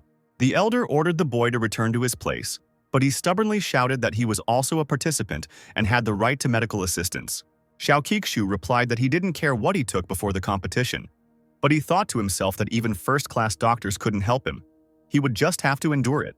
The guy replied that even if that were the case, if he got injured, he would definitely get treatment, and he noticed that they would have to heal him to the best condition. And the elder, unable to bear it, shouted at him. Shu Xiaoshu shouted, asking where Zhang Fu was. He started shouting loudly, forcing this Zhang Fu to come out and fight him. Comrade Zhang Fu told him that he had better admit defeat, because this Shu Xiaoshu was a famous dark horse with a high reputation after the two geniuses. He told the guy that he was also high on drugs, so he shouldn't go up there where he would be torn to pieces. Zhang Fu said that he had just defeated a genius yesterday and said that it would be embarrassing to admit defeat after that, to which his comrade told him that there was nothing to be ashamed of in front of outsiders. However, Zhang Fu confidently said that this guy wouldn't even be able to break through his defense. And yet he still jumped onto the stage next to Shu Xiaoshu. Zhu Xiaoshu, having assessed his opponent, thought that he could not hold back in battle, and this was exactly what he needed. And what did he care about broken bones, as long as he was saving his life? Zhang Fu greeted his elder and said that he had been cultivating a golden body so that his defense was excellent, and said that he hoped that he would not refuse him advice. Shu Xiaoshu thought that he needed to force the enemy to act, otherwise his plan would go to waste. Zhang Fu immediately activated the golden body technique, forming a shield around himself. And after that, both guys froze in silence. Everyone in the stands burst out laughing, wondering what these two were doing. Xiao Kixu also wondered what was wrong with these two, and reminded them that the time for the competition was 15 minutes. Shu Xiaoshu noticed that his opponent didn't seem to be planning to attack, which meant he would have to take action. But then Zhang Fu might not be able to withstand it. The boy asked the Great Elder if he would like to help him. He exclaimed that he could believe him or not, but the fact was that if he attacked, Zhang Fu might die. Zhang Fu thought that they should solve their own problems and not drag him into it. Xiao Kixu told Shu Xiaoshu to attack, and if Zhang Fu died, he would lose. Zhang Fu thought that he was a living person and not some kind of stake. In the stands, everyone was indignant about how only Shu Xiaoshu was capable of angering their Great Elder, and someone started saying that he was now worried about Shu Xiaoshu's opponent. Shu Xiaoshu chuckled and asked the elder if he was sure of his decision. An aura appeared around the guy's fist and he rushed forward to attack. Instead of hitting his opponent, he hit the stage, leaving a sizable hole there. Shu Xiaoshu exclaimed that he had taken a drug, so no one could handle him. Xiao Kixu chuckled and asked him if that was all he could do. Zhang Fu, however, thought anxiously that at this rate he might actually die. In the stands, everyone commented on Shu Xiaoshu's strength and how Zhang Fu couldn't even move. Truly worried, Zhang Fu began to ask Brother Shu to show leniency and not take what he said seriously. Noticing how the guy decided to quickly retreat, everyone in the stands laughed. Xu Xiaoshu thought that they themselves didn't want to treat him, so let them deal with the consequences. Not heeding the boy's request, he rushed at him with his fists, exclaiming that he could enjoy his last moments of life. Xiao Qixu was frightened, thinking that he thought he was just joking, but he might be serious. Xu Xiaoshu's fist swung towards Zhang Fu's chest, leaving him unable to dodge or defend himself. Jumping back, the guy noticed that his opponent was able to withstand his 5-point blow. He thought happily that since the enemy's defense was able to withstand the blow, there was no need to save himself, but to save Zhang Fu. Xu Xiaoshu focused his aura into his fist again, causing it to glow with a purple light. Zhang Fu told himself in his mind that he had to hold on. He had to endure it. He couldn't disgrace himself by giving up right now. Frowning, Xu Xiaoshu said to his opponent, "One hit and you'll be dead." Frightened, the enemy immediately changed his mind and shouted that he surrendered. But the guy didn't seem to hear him, and his fist was already approaching his opponent's face. The blow was so strong that it tore Zhang Fu's clothes to shreds, sending him crashing onto the stage, which was broken. Then Zhang Fu's body suddenly burst into flames. Xiao Qixu shouted for the medics to help this student. The medics quickly ran to the boy and began to treat him. The fire slowly died down. Xu Xiaoshu happily noticed that the burning force in his body had disappeared a little when he struck, and although he was still in pain, he could breathe. The boy smugly told the elder that he had stopped his hand. Otherwise, the boy would really be dead. For a moment, everyone in the stands fell silent, trying to recover from the shock. But soon they burst into talk about how Xu Xiaoshu was truly strong, and Zhang Fu was not only weak but also a laughingstock. Others began to say that it was all because of the drug that Xu Xiaoshu took, but if you look closely, you can see that it was not part of his own powers. Amidst these cries of disqualification, Xu Xiaoshu left the stage, still receiving points for admiration, jealousy, ridicule, and 1 point for attack. Opening the system window, the guy was surprised to discover that he already had 43,000 points, although just yesterday, after the breakthrough competition, they had only reached 10,000. The attack points kept coming in, and then it dawned on the guy that it was all about the incinerating firefly seeds, and his action was being considered an attack by the system. Taking deep breaths to increase the damage, Xu Xiaoshu noticed that only 3 hours had passed, and already such results were achieved. The guy fell back on the empty stands in surprise and pain, and it broke. Medics approached him and asked what had happened. The guy didn't answer, but asked them to help him count how many seconds there are in a day. One of the doctors immediately replied that there are 86,400 seconds in a day. Xu Xiaoshu was so happy he couldn't say anything. He just smiled stupidly. The medic thought that, according to the instructions from the judges, regardless of his status and requirements, they should just ignore this guy, treating him like a child. And the judges really were right. Using his breathing technique, Xu Xiaoshu inhaled the Qijin pill again, thinking that they would soon run out. He thought that the power of this seed of incinerating fireflies was unusual. Now he could endure this torment, because what successful person does not have pain? The boy shouted to one of the medics that if he was going to see Elder Xiao, he should ask him for some Qijin pills. The man wondered how this guy could be thinking about pills now. Xu Xiaoshu told the medic that if the elder didn't agree, then they should tell him that he was also a participant, so without them he might not be able to hold back. The man thought that no one would have the courage to talk to Elder Xiao like that. After all, he was the elder of the Linfa Pavilion, not a vegetable seller. Xu Xiaoshu said that if the elder still refused, then he should tell him that he understood that he was an accomplice to the crime where they were using a living person as an experimental specimen. The medic told the boy to go to the elder himself. Xu Xiaoshu began to threaten the man, saying, "I'm a participant and you're a staff member, so you should do your job, and I have another battle ahead of me, so I should be in good shape." The man thought that he suddenly wanted to change his job. While the medic went to the elder, Xu Xiaoshu began to level up his edge skill, leveling it up to innate. The guy thought that when you have no money, you can never understand the happiness of spending it. A little more time passed, and he still had more than 40,000 points. Deciding to test his natural edge, he ran his hand across the floor, leaving a deep furrow. Xu Xiaoshu carelessly kicked his foot while still using the skill, causing a hole to appear in his shoe. He thought that now that his edge had reached the innate level, every part of his body had exceptional sharpness. If you kick an enemy during a fight, you can simply cut them in half. And since it's a passive skill, you don't need to say anything, which means you can't defend against it. Thinking about it even more, he wondered if the opponent, having stopped his kick with his hair, would be able to stop his kick with his hair. Xu Xiaoshu tossed the crystal to test the sharpness of his hair, and he successfully split the crystal into 2 pieces. The guy wondered if it was normal that such a brilliant idea had occurred to him. Depending on how you use a passive skill, it can become active, which is scary. Xu Xiaoshu used 10,000 points to buy keys to try and unlock a new skill. However, none of the keys brought him anything at all. Xu Xiaoshu sadly fell to the ground.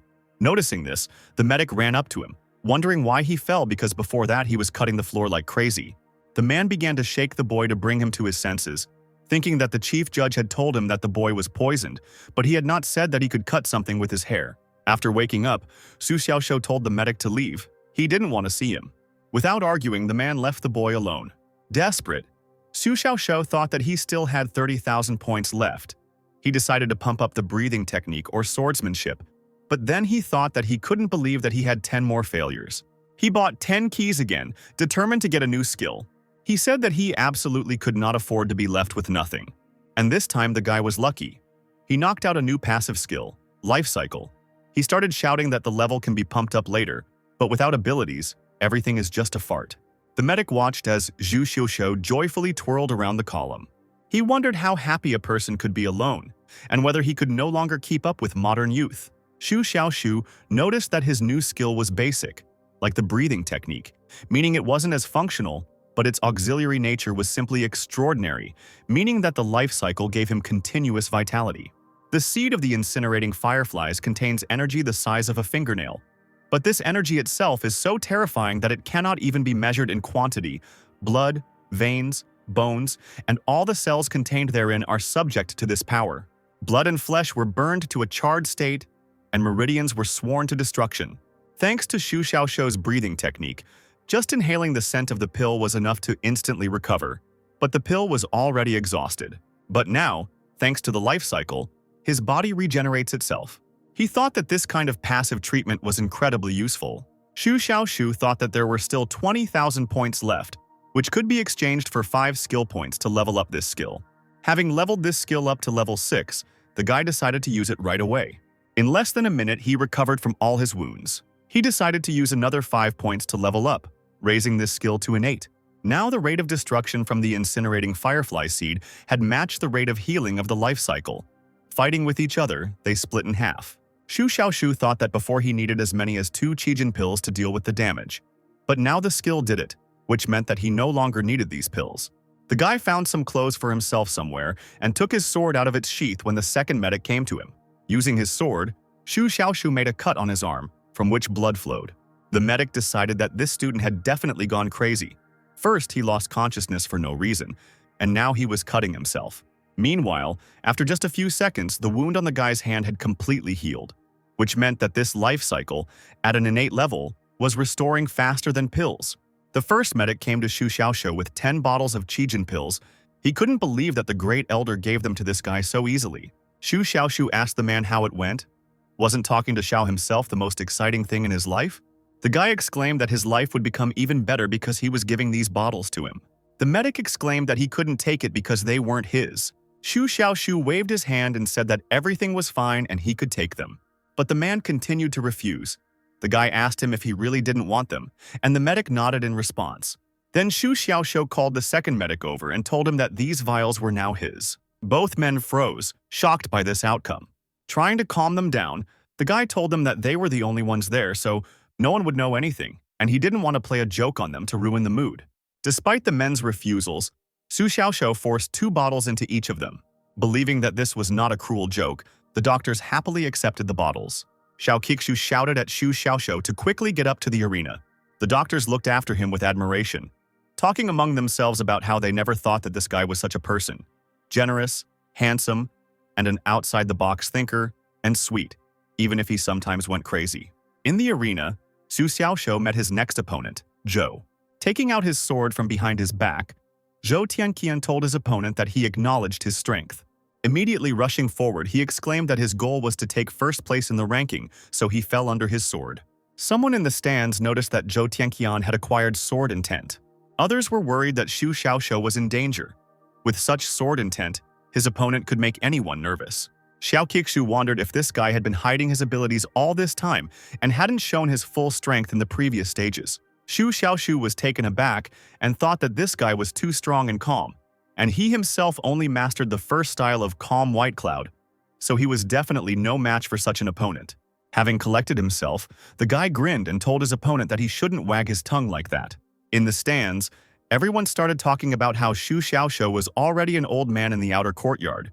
Those who were older than him had already entered the inner courtyard, and those who were not strong enough were not even participating in the competition. He had been in the outer courtyard for 3 years and had not even come down the mountain.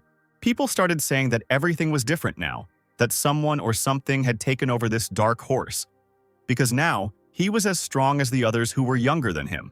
Shoukiksu announced that the competition had begun, but he was interrupted by Zhou Tianqian, who shouted at him to wait. The elder thought about what was going on with these disciples. Could it really be Xu Xiaoxiu's influence? Everyone in the stands wondered what this guy wanted if not a fight. Zhou Tianqian said that he wanted to clarify something first.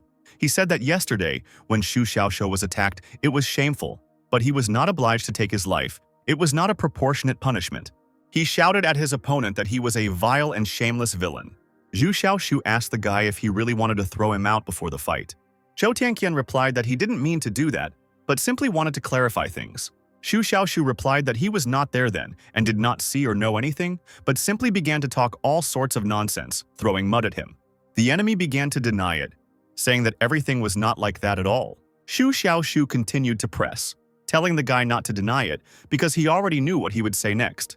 He shouted that people like him always stand on high moral ground and blame others, but never think that these very words are like a sharp blade for others. Hearing this, Zhou Tianqian almost fell over, overcome by these words. Xu Xiaoxiu noticed that he did not speak when he should and spoke when he shouldn't, and asked him if he was already taking action. Zhou Tianqian's eyes darted around anxiously as he tried to find something to say. His opponent mockingly thought that people like Zhou Tianqian thought with their muscles that due to his bursting sense of justice, he was very hot-tempered and only saw the superficial picture, or that he was misled, used as a pawn. In the stands, everyone took Xu Xiaoxiu's side, accusing Zhou Tianqian of only making accusations. Looking at the guy, Xu Xiaoxiu noticed that he looked hesitant and ready to accept defeat. Turning away, he began again, as he had to everyone before, to talk about how he did not dare accept defeat when he entered the arena. He repeated his words that if he did not engage in battle, he would be tabooed. If he ran away, he would be humiliated, and if he surrendered, he would leave a stain on his life. Zhou Tianqian gratefully accepted his elder's advice. Shoukiksu, watching this, couldn't believe that it actually worked. And after these speeches, the battle finally began. Xu Xiaoxiu thought that for the first time, his innate body did not please him with its strength, and even his efforts were in vain. He thought that he could not face this guy face to face. He also couldn't use his blade, otherwise it would cut him in half, meaning Xu Xiaoxiu could only use swordsmanship techniques to hone his acquired swordsmanship. While the guy was lost in thought, his opponent continued to attack furiously. Xu Xiaoxiu closed his eyes, all the movements of their technique running through his mind in a second. A moment later, he opened his eyes and struck first, forcing his opponent to stagger back to dodge. But Zhou Tianqian had no intention of giving up. He crouched down to the ground to prepare for another attack. This time, Xu Xiaoxiu met this blow with his sword, causing sparks to fly into all the groans. After this blow, Zhou Tianqian flew back. Everyone in the stands admired Zhou Tianqian's acquired sword intent, saying that one extra move and either Zhou Tianqian's throat would be slit or Xu Xiaoxiu would break his legs. Frowning, Zhou Tianqian told his opponent that he would now face his nine-tide blade. Nine tides is a continuous blade technique, one wave higher than the other, becoming ever stronger. Shining blue waves appeared behind Zhou Tianqian. Raising his sword, Xu Xiaoxiu summoned white clouds behind him. These two forces immediately surged forward, entering into confrontation. The audience froze in tense anticipation, holding their breath. Everyone eagerly awaited the outcome. Zhou Tianqian broke through his own energy to strike the enemy with his blade. Xu Xiaoxiu, as if expecting this, also rushed forward, striking.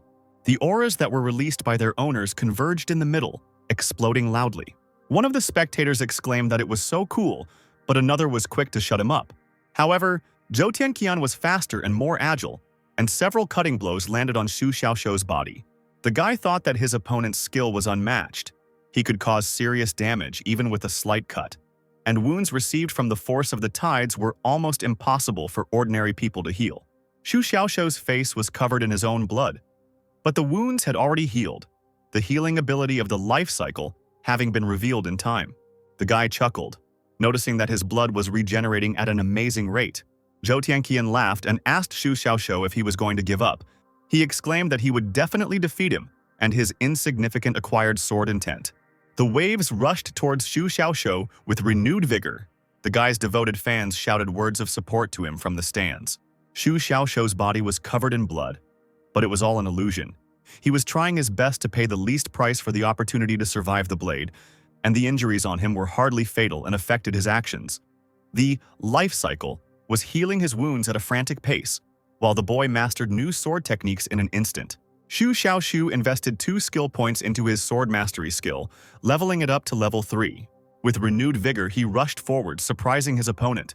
With one precise and sharp blow, Xu Xiaoxiu was able to push the guy away from himself. No one could figure out whether Xu Xiaoxiu had just broken through. They started discussing that the last sword strike was very similar to the second style of white cloud swordsmanship, but the last counterattack was not similar to the third style. Xu Xiaoxiu did indeed make a breakthrough, but he had never practiced the second style, so he hastily changed his swordsmanship, and his life cycle directed the white cloud sword technique in a different direction. And although he stepped onto the path of a calm white cloud, it is not one.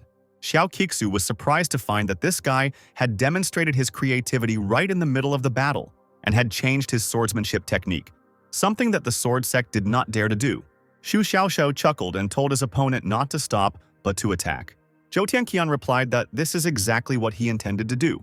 He raised his hand with the blade up, and the tips of his sword began to burst out in waves in all directions. Waves swirled around his weapon, emitting astonishing energy in all directions. Xu Xiaoxiu wondered in surprise whether he still had any trump cards. Holding his sword out in front of him, he thought that he wouldn't be able to handle this move given his current level of fencing. He decided to use skill points again and increased his swordsmanship to level 6. Zhou Tianqian immediately noticed the change in his opponent's movements. Everyone in the stands noticed that Xu Xiaoxiu was trying to use Zhou Tianqian's blade technique, but they couldn't figure out how he was doing it, and someone exclaimed that he was simply a monster for robbing the master right there in the arena. But instead of a grand blow, Xu Xiaoxiu drew his sword.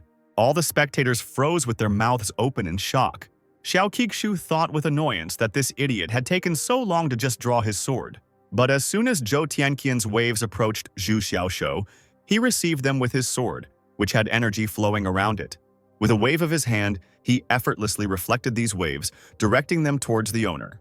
Xu Xiaoxiu thought that although his spiritual power was almost exhausted, he would have to strike again to neutralize the enemy's attack. With the last of his strength, the guy struck, releasing the rest of his energy. The guy's energies collided together. Zhou Tianqian looked at his opponent in amazement, thinking that his skill was similar to that of his grandfather, who had set him on the path of the blade.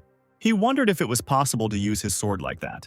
Xu Xiaoxiu noticed that Zhou Tianqian, who had closed his eyes, had completely forgotten that he was currently in a battle. He sighed and drew the tip of his sword, causing a small wound. He thought that even if it was a competition, you had to respect your opponent. As if awakened, Zhou Tianqian opened his eyes, and a powerful aura began to emerge from his body. Falling to the ground from the shockwave, Xu Xiaoxiu noticed that this cheater had broken through to the innate level. As he stood up, he wondered how terrifying Zhou Tianqian would be at the innate level now. Instead of striking, Zhou Tianqian thanked Xu Xiaoxiu for his leniency, saying that he had acted foolishly, but after receiving the sword strike, he finally realized that Elder Xu was a noble man. Xiao Kixu, taking advantage of this situation, announced that the duel was over. Xu Xiaoxiu was the winner. Zhou Tianqian thought with embarrassment that before the fight, he had spoken of the elder's cruelty, but the elder had spared his life. The boy exclaimed, telling Xu Xiaoxiu that he had decided to become his friend. Zhou Tianqian broke the barrier during his innate breakthrough, and the boy's information was immediately filled with information. But Xu Xiaoxiu didn't care. At that moment, he wanted to quickly return and sort out his swordsmanship. The audience applauded loudly, and Xu Xiaoxiu began to receive points for admiration, surprise, and even regret. Xiao Kixu, looking after Xu Xiaoxiu, thought that this disciple had completely abandoned spiritual abilities and forgotten about swordsmanship, using his creativity and reaction in battle to calculate the opponent's strikes. This was the very strongest state of cultivation that the 8th immortal mentioned. He thought that this was the rise of the shadow of the strongest swordsman. Turning to the crowd, he raised his hands to calm them. And then the great elder declared that this stage was over. Standing by the goose lake again, Xu Xiaoxiu thought that in the battle at Dishiner, her sword had many weak points, so he thought she was not strong, but in fact, he had begun to surpass ordinary people. But at that time, he could not understand how he had managed to so quietly and evenly comprehend the Tao of the blade. Only Zhou Tianqian was able to influence his creative thinking. Simply using creativity in combat seems more reasonable and natural than using techniques. But it must all be an illusion. Because how can he talk like that when he only knows one technique? Xu Xiaoshu decided to give up on this thought. He could continue to walk the path of the sword with his lofty understanding, but he didn't do so. Meanwhile, above Dantian in the guy's stomach, the fire was still burning brightly. The guy decided that he still needed to cleanse himself. Otherwise, even if his body was fine, his cultivation would be destroyed. He had 27,899 points left when he thought about how he used 5,000 points to level up his swordsmanship in the last battle. So he should have no more than 5,000 left. But after the damage from the seed, he had more than 25,000 points again. And although this increase in points is good, it is still too dangerous. Xu Xiaoshu shouted curses at the old man and said that he would spend the rest of the night refining this thing. As a precaution, the guy decided to get a healing pill, investing 5 points into the breathing technique, which made it level 6. Xu Xiaoshu didn't feel any changes after leveling up. He didn't plan to resist this skill at all, but it was necessary, otherwise the Qijin pills wouldn't work and he would die. Sitting on the bridge, the guy began to meditate. With every breath, the flame in his body grew larger and larger. Due to internal injuries, blood flowed from all the cracks on the boy's face. He felt that now his inner strength seemed to have merged with this fire and acquired the attribute of fire. At the acquired level, he had mastered the Ida of the attribute, which only innate masters can comprehend. Would he then be able to purify himself?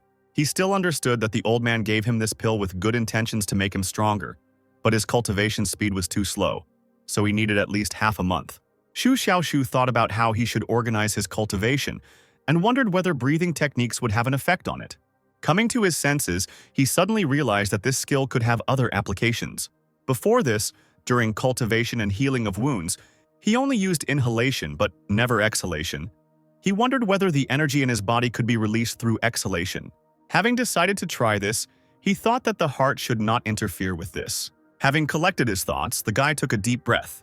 But then he felt blood streaming from his throat. Elder San, who had been watching Xu Xiaoshu all this time, was surprised to find that he was dying. But Xu Xiaoshu did not give up and continued to breathe. His meridians were torn. But the next moment, a huge wave of spiritual energy gushed out from his body. This energy was so strong that it destroyed everything in its path. The unfortunate fish in the water immediately died in the lake, and the geese began to flap their wings in excitement. Elder San jumped down from the tree to get closer to the boy. Xu Xiaoshu opened his eyes and was surprised to find that he had survived. He noticed that the life cycle together with the breathing technique fully manifested the terrifying restoration of their Qijin pill. He screamed that he was receiving too much restorative power. Frowning, he thought that this pain was nothing. He should not drag it out, but rather finish it quickly by starting to improve the power of the seed directly. Elder San, who was watching the boy closer, wondered if he really didn't feel any pain, and he thought that he had discovered an incredible genius completely by accident. Meanwhile, led by loud sounds, the guards of the Linfa Pavilion rushed to reconnoiter. But Elder San appeared in front of them, shouting at them to get out. The guards immediately began to question him about when he returned. Their chief guard hit his subordinate on the head, telling him to shut up, and the guards left the Goose Pavilion like quick shadows. Goose Lake was destined for peace that night, but the white jade railings were in need of repair. At noon the next day, a new stage of the tournament began. The assembled spectators discussed the sounds of repairs during the night. No one knew what it really was. One of the spectators said with a smile that he couldn't make out anything because he had a soundproof formation that cost a lot of money. Xu Xiaoshu, who was preparing for the next stage, thought about how after cultivating the incinerating firefly seed for a night, his flames had completely disappeared and he had been able to break through to the peak of the 7th stage. He lay down on the empty stands, thinking that he was so sleepy. There had not been a minute without training during these 2 days. One of the already familiar medics approached the sleeping boy and told him that it was his turn. Xu Xiaoshu woke up, frightened and receiving a passivity point. Jumping up, he asked the man why he hit him. The medic said again that the competition had already begun. Xu Xiaoshu entered the arena to the enthusiastic cheers of the fans. He waved to his fans, earning points for encouragement and praise. As the boy continued to increase his points, Xiao Qishu began to rush him. Xu Xiaoshu's opponent this time was Li Chenjing, who was at the 10th stage of spiritual tempering. The girl identified Xu Xiaoshu and, after beginning his usual speech about not giving up, She asked him what was behind this taboo he was talking about. Coming closer, she told him that she had been watching him at the competition and asked if he could give her an autograph. Xu Xiaoshu thought wearily that there was unexpectedly an admirer among his opponents. Their pleasant conversation was interrupted by Xiao Qichu, who announced that the duel had begun. The guy, being a gentleman, gave Li Chenjing the chance to strike first, but she only exclaimed that she gave up. Xu Xiaoshu thought that she first stole his line, and now he was giving up. What kind of fan was she that she wouldn't let him earn points? Li Chenjing immediately began to make excuses, saying that Zhang Fu was still lying unconscious in the medicine pavilion and could not participate. So she did not intend to fight him, but wanted to play a rating battle. The Great Elder declared that the duel was over, victory for Xu Xiaoshu. Some in the stands were indignant about how quickly it ended, while others said that Li Chenjing had acted wisely. Most likely, Xu Xiaoshu would not have been able to defeat her in the 7th stage, and this way, she would be able to save her strength for other fights. Having handed the brush to the guy, the girl again asked for his autograph. As Xu Xiaoshu accepted the brush, he asked at the entrance where to sign. Li Chenjing extended her palm to him, telling him to sign right there. A particularly jealous fan in the stands started yelling at the girl to leave him alone. Li Chenjing just stuck her tongue out at her, thinking that it was her own fault for not training well. Signing on the girl's palm, Xu Xiaoshu told her not to give in to anyone she meets next. Otherwise, things will not be so good. Li Chenjing blushed and smiled and replied that she would not.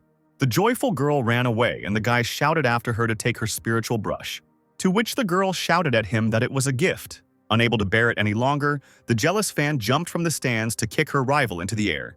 But Li Chenjing managed to stop her by showing her her hand with an autograph. The fan tearfully said that she was jealous and wanted to cut off her hand and take it for herself.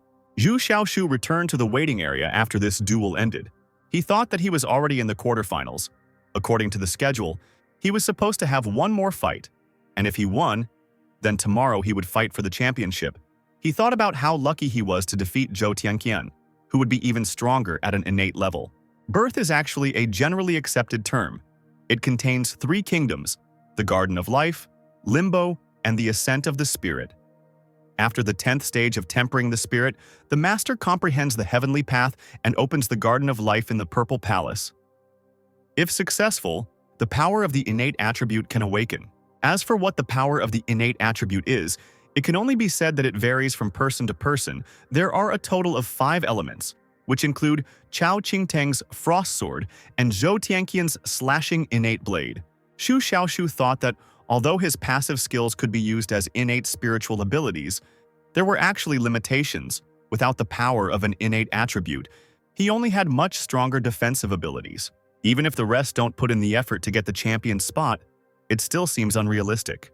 Right now, Xu Xiaoshu had 5 passive skills, 3 of which were innate, and the rest were at level 6. The guy decided to use 38,000 points out of 48,000. He bought 7 keys, thinking that last time he managed to knock out the life cycle, and 3 keys, so to get to 10, he only needs 7 keys. Meanwhile, the doctors were quietly keeping an eye on this strange guy. One of them told the other to prepare rescue tools.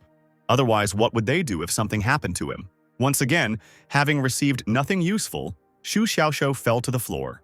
The doctors immediately started going to him with pills. The guy asked them what they were planning, to which they asked him if he was okay. The guy smiled and asked what could have happened to him, but he thought that he was already prepared, so he did not lose consciousness. Xu Xiaoshu told the medics to stop making a fuss and leave already. The medics moved away, and one of them said that it didn't look like Xu Xiaoshu's body was overheated, so the gloves wouldn't do any good. To which the second one remarked that maybe he had a good reason to wear them. Hiding behind him, the men continued to watch Xu Xiaoshu. Xu Xiaoshu, however, noted with annoyance that he had simply wasted 10,000 points and received 2 keys. He thought about how when he first used the Wheel of Fortune, he got the tip, but now what? But the guy decided not to give up and bought 8 more keys. Having received the new passive skill Perception, Xu Xiaoshu jumped in joy. His head went through the ceiling and got stuck there. The medics came out of their hiding place and started talking about how this guy was a generous man, but crazy in the head, and they had to fix all this from their own savings. They noticed that Xu Xiaoshu couldn't get out on his own and decided they needed help. Xu Xiaoshu noticed that after breaking through the ceiling, he could not see anything, but somehow he saw 2 worried people below. To be more precise, the visibility radius was only a few meters, and beyond that, everything was blurry. The guy thought that this was a powerful skill, Now the killers who were planning to kidnap the girl would not be able to hide from him. One of the medics asked the boy if he could get out while the other carried the stepladder. Xu Xiaoshu pulled his head out effortlessly, saying that there was no need to carry the stepladder, and he landed gracefully on the floor, getting 3 points for the curse. Sitting down on a chair, the guy decided to invest points in perception. Going outside, he upgraded his perception to innate levels and noticed that his range had expanded to 10 meters and the image had become clearer. Looking to the side, he noticed 2 people following him. These were the same doctors. One of them asked whether Xu Xiaoshu really had eyes in the back of his head or whether he knew he was being watched. The guy took advantage of this opportunity and used his skill, now clearly seeing his peepers. Xu Xiaoshu was delighted that he had once again obtained a very powerful and useful skill. He still had 20,000 points left, and he decided to try his luck again. Having entered into a spirit of courage, he used these keys without hesitation. At this time, the doctors were hiding behind the wall, watching the guy. On the count of 3, they ran out of their hiding place. Noticing that Xu Xiaoshu had become ill again, they began to grab him, to which he responded with indignation. After this, Xu Xiaoshu went to wash his hands. If he hadn't covered his mouth with his hand in time, he would have lost his first kiss. The bound medics lay on the floor, rolling from side to side and cursing Xu Xiaoshu. The guy, hearing a loud sound, looked towards the arena. Mu Zixi won again with stunning success. Everyone in the stands was surprised by this. They began to assume that she already had an innate ability, but she had entered the net terribly a year ago. Meanwhile, the girl's opponent was flying high in the sky. This man was sent to sneak attack Xu Xiaoshu, but he crashed into the barrier and immediately destroyed it.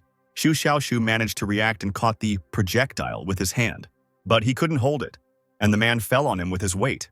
The guy kicked the named guest and sent him flying further. The man landed with a thud on the other side of the arena, while the stands were talking about Xu Xiaoshu's strength. The medics went to help the man, looking down on the boy.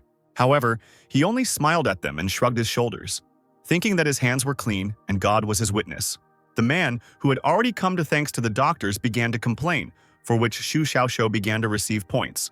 As he went on stage, he continued to receive points, but now for suspicion. The doctors, who were already familiar with him, stopped Xu Xiaoshu, telling him that he had already made him disabled. The guy answered them that he felt his resentment towards him. The man stood up and wondered how he had guessed and began to beg the medics to take Xu Xiaoshu away. Xu Xiaoshu just raised his hands and said that he was just concerned about his condition, but the man began to thrash around nervously, shouting that Rim was fine and that he needed treatment elsewhere. Meanwhile, the time had come for the next duel between Xu Xiaoshu and Chao Qingteng. Joyful shouts from the crowd were heard. Xu Xiaoshu didn't expect that he would encounter the second-ranked innate master. The injured man began to mock the boy while he was thinking that this Chao Qingteng would not necessarily be better than him. Noticing the guy's gaze, the man became agitated again and asked him what he was thinking. Xu Xiaoshu began to approach the wounded man, and the medics shouted at him to stop. The medical staff fled, and the man begged them to take him away from there. Xu Xiaoshu placed his hand on the man's chest and told him that he shouldn't have hit him. He would now set his bones and give him the Qijin pill. The man began screaming again, asking medical staff for help. One of my medical friends thought that this guy was just a demon. Meanwhile, Mu Zixi entered the arena. After hitting the guy on the head, she told him that Elder Xiao was calling him, to which he replied that he needed to set the bone first. The girl noticed that the man had already died, to which the boy replied that he could not have died after taking the Qijin pill. Mu Zixi asked what the point was of letting him smell the medicine but not letting him take it. Coming to his senses, Xu Xiaoshu remembered that not everyone knows the breathing technique. The wounded man was already foaming at the mouth, but the guy decided to throw a pill into his mouth. Unable to bear it, Xiao Qichu shouted at the guy to stand up quickly. Turning to the girl, the guy asked her who she was. The girl introduced herself, telling the guy that she was Mu Zixi. Xu Xiaoshu immediately stood up and said goodbye to her, earning him a point for cursing. Chao Qingteng was already standing in the arena, waiting for his opponent, snowflakes swirling around him. Xu Xiaoshu wondered if this was the power of an innate attribute. He thought that his own power could influence her nature, making her unpredictable and dangerous. The girls in the stands couldn't get enough of the fact that there were 3 handsome men standing in the arena. Xu Xiaoshu exclaimed that Chao Qingteng was cheating. The competition hadn't even started yet, and he was already influencing the situation here. While the boy was screaming, Chao Qingteng chuckled inside. Xiao Qixu couldn't understand why the boy was worried about the snowfall, so he asked him why he decided that. Xu Xiaoshu shook and said that he was cold, so he should remove this snow, but he thought that he didn't know what function this snow served. If he was tracking, Then if he forced the innate master to give up on him, it should cut his strength in half. People in the stands were indignant that they were arguing over some trivial matters. Chao Qingtang refused to remove his snow, to which Xu Xiaoxiu said that he was good at long-range combat, but he was good at close combat. So what kind of match would it be if he cheated? Chao Qingtang asked his opponent what he was trying to achieve. The boy asked if they could open the barrier so he could bask in the sun. Chao Qingtang thought that all these people had not gathered here to watch him warm his ass. Xiao Qixu refused and said that they could then close the distance and engage in close combat. This suited Xu Xiaoxiu and he asked how close they would be. Chao Qingtang said impatiently that he didn't care. Coming close, almost growing to his nose, Xu Xiaoxiu asked him if they could fight like this. His opponent blushed slightly, but still stubbornly replied that he didn't care. Chao Qingtang's fans in the stands were indignant, jealous of his opponent. Xiao Qixu announced that the duel was about to begin. Without thinking twice, Xu Xiaoxiu punched his opponent, but found only ice under his hand. The guy decided to use perception to find the enemy faster. Appearing in front of the guy, his opponent told him that he hits well. Xu Xiaoxiu told him that he was not bad either, and he said that it had nothing to do with the snow. Otherwise, he would have been cheating openly. But still, he couldn't ignore that snowfall. As he took up his sword, he thought that until it matched Chao Qingtang's technique, close combat would be useless. Chao Qingtang also drew his sword and rushed forward. And at that moment, Xu Xiaoxiu understood why no one had been able to deal with this first glacier sword. With one swing of the sword, Xu Xiaoxiu was trapped in ice. In the stands, everyone began to be surprised at how Xu Xiaoxiu was quickly frozen.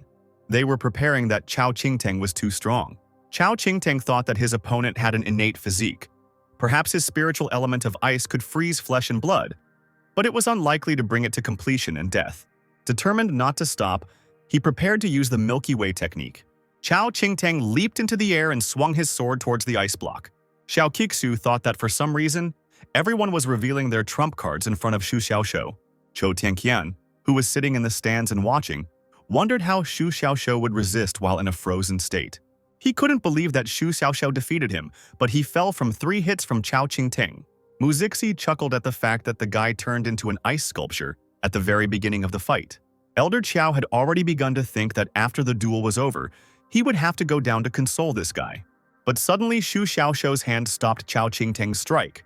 Having grabbed the spiritual energy, the guy threw it at his feet with all his might. Zhou Tianqian thought that he had seen something like this before, and it had caused his defeat. He realized that Xu Xiaoxiu had not intended to use the sword in the battle from the very beginning, but had transferred the energy to his hands. Xu Xiaoxiu developed this creative technique during his fight with Zhou Tianqian yesterday. Only this time he used the tip. Chao Qingtang barely managed to dodge his opponent's counterattack. The people in the stands said that Xu Xiaoxiu possessed a fierce sword, and he also had a powerful body.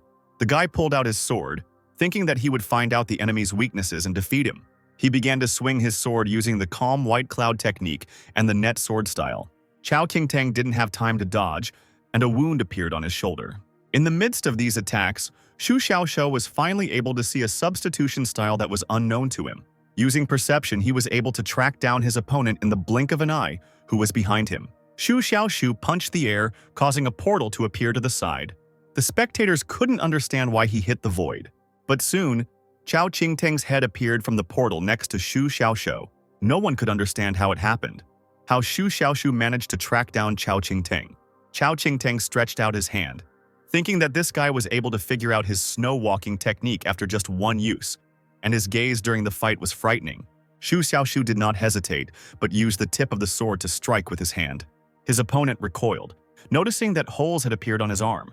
Chao Qingtang emerged from the portal, jumping away from the guy, who exclaimed that there really were problems with this snow. Turning to Xiao Qixu, he told him that he said that this guy was a cheater. If it weren't for that substitution, he would have defeated him already. In the stands, everyone immediately started discussing the fact that Chao Qingtang could move through his snowflakes. The girls immediately changed their course from Chao Qingtang to Xu Xiaoxiu and began to support him. The guy was surprised to find that the audience had become even more lively. Chao Qingtang decided to use his snow-walking ability again, dissolving into thin air. Xu Xiaoxiu thought that this was definitely his opponent's signature move. As soon as he turned away, he had already used it. Emerging from space, Chao Qingtang used the net sword style, catching the enemy off guard. Noticing that the boy was now discouraged, he stepped out completely to strike. Small glaciers the size of needles flew into Shu Xiaoxiu. Shu Xiaoxiu thought that this falling snow was not only for walking in the snow, but also for this unarmed snowfall. Although this terrifying spiritual ability is called unarmed snowfall, every falling snowflake carries with it a murderous intent. The audience, seeing this, became worried about whether Shu Xiaoxiu could continue. The boy held his sword in front of him in an attempt to protect himself from the numerous snowflakes. He fought with snowflakes aimed at his sword, and his body was madly restored by the life cycle. The pain he felt at this moment was no more painful than when he was refining the seed of incinerating fireflies. For each attack he gets a point, and he thought that the density of the snowflakes attack under the sword's intent is simply inhuman. Noticing that his opponent was rushing at him with such a palm, he realized that he would not be able to stop him right now. Having quickly raised his swordsmanship to level 8, Shu Xiaoxiu threw his sword towards the enemy. Not expecting such speed, Chao Qingteng did not have time to dodge, and the sword made a hole through his shoulder.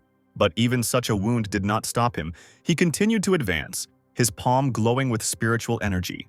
Ice covered everything around, trapping Shu Xiaoxiu's body within it. Chao Qingteng used a seal with his palms clashing. The ice had shrunk in size and increased in density, but Shu Xiaoxiu's body was still within it. Everyone was surprised that Shu Xiaoxiu hadn't yet turned into a solid sculpture after that, and they were wondering whether there was still any hope or not. Even Xiao Qixu was surprised. He thought that this was exactly the kind of deadly technique they were afraid of. He hastened to announce the end of the duel to prevent death, but suddenly something flashed brightly in the sky, attracting the attention of everyone around. As it turned out, Shu Xiaoxiu had managed to throw up his sword, and now it flew towards Chao Qingteng, aiming for his chest, just below the previous wound. Having received a second wound, the boy began coughing up blood. With this sword, he found himself thrown back and chained to his own block of ice. Xiao Qixu noticed that it seemed like Shu Xiaoxiu was on the threshold of his innate sword intent. Zhou Tianqian was happy that Shu Xiaoxiu's sword had become 10 times stronger than yesterday. Elder Chao thought that this guy had progressed so much in just the few days he hadn't seen him. The impact cracked the ice and Shu Xiaoxiu was freed. But he was still exhausted and fell on the arena. Chao Qingteng asked him what kind of sword technique this was. Shu Xiaoxiu raised his head and replied that it was the White Cloud sword technique. He received a point for suspicion when Chao Qingteng fell into the arena next to him. The guy, as if he had already recovered, began to prepare that help was needed here. The doctors didn't keep us waiting and came on stage in a crowd. Shu Xiaoxiu said that there was no need to worry about him, but Chao Qingteng needed help because he had a wound, and he was innate, so it was much more important. But the doctors noticed that he was also serious, and the guy received 4 points for caring. The guy hissed that he didn't need care, but he himself thought that saving people was a good thing, but his life cycle had already helped him. But the medical staff had no intention of retreating. They said that everyone had seen how he had been beaten, and that his clothes were covered in blood and his face was purple from frostbite. After examining the boy more closely, the caring doctors discovered that everything was fine with him, but they couldn't understand how this could happen. They discovered that the guy's body had some kind of endless surge of vitality, and the effect was much better than that of the Qijin pill. Shu Xiaoxiu told them that he said he was fine, but they didn't believe him. He told them to hurry and save him. Even though hidden bitterness had avoided his vital points, the wound was still serious. When the doctors continued to have doubts, the boy began to convince them that he was telling the truth. After a while, Chao Qingteng woke up, although the sword was still in his chest. Shu Xiaoxiu exclaimed, convincing the doctors that this guy had not harmed him in any way. Chao Qingteng lost consciousness at this statement, and the angry glances of the doctors who had been rejoicing earlier turned to Shu Xiaoxiu. As he left the stage, Shu Xiaoxiu received a lot of admiration points. The guy didn't miss his chance to play to the crowd and waved at them. I didn't notice two familiar figures in the stands. They were Zhou Tianqian and Elder Chao. Shu Xiaoxiu couldn't understand what his former firmware was doing here. He couldn't understand how it happened that he defeated him yesterday, and he already admired him. In the last round of the quarterfinals, a girl with a copper stove entered the arena. Her name was Momo. She was number 1 in the ranking, and was respectably considered a sister of the outer court. Shu Xiaoxiu decided to keep an eye on her, as there was a high chance she could become his next opponent. However, there was nothing exciting in her fight. There were no worries. Even her opponent lost in the 10th stage after just 2 exchanges of blows. The guy cursed under his breath, cursing these natural-born masters. When all the matches were over, Shu Xiaoxiu decided to leave. A fork appeared before him. One road led to Goose Lake, and the other to the courtyard. The first represented mystery and the unknown, and the second comfort and coziness. The boy realized that he didn't need to go to the lake unless he was going to eat another seed of the incinerating fireflies. Upon reaching the courtyard, Shu Xiaoxiu immediately decided to take a bath. Having changed his clothes, he lay down on the soft bed. After taking the Qijin pill, he relaxed even more. His body began to tremble, and he noticed that he had broken through to the 8th stage of spirit tempering. After refining the scorching firefly seed last night, he had suppressed the realm, but now he somehow relaxed and immediately broke through. But Shu Xiaoxiu decided not to think about it, and instead thought that it was quite possible that his current cultivation speed was worthless to a true genius. After assessing the number of points, which was 18,882, he thought that without the seed of the incinerating fireflies, he stopped receiving points every second, and relying only on the spectators, he could only get 4,000 to 5,000 points per duel. But there was also the contribution of Chao Qingteng's unarmed snow. In the middle of the night, Shu Xiaoxiu lay awake, trying to convince himself that it wasn't because he was nervous about the fight tomorrow. Still unable to sleep, Shu Xiaoxiu walked out onto the street where there was no one else. Taking out his sword, he decided that now was the time to practice fencing. Sword mastery was different from other passive skills.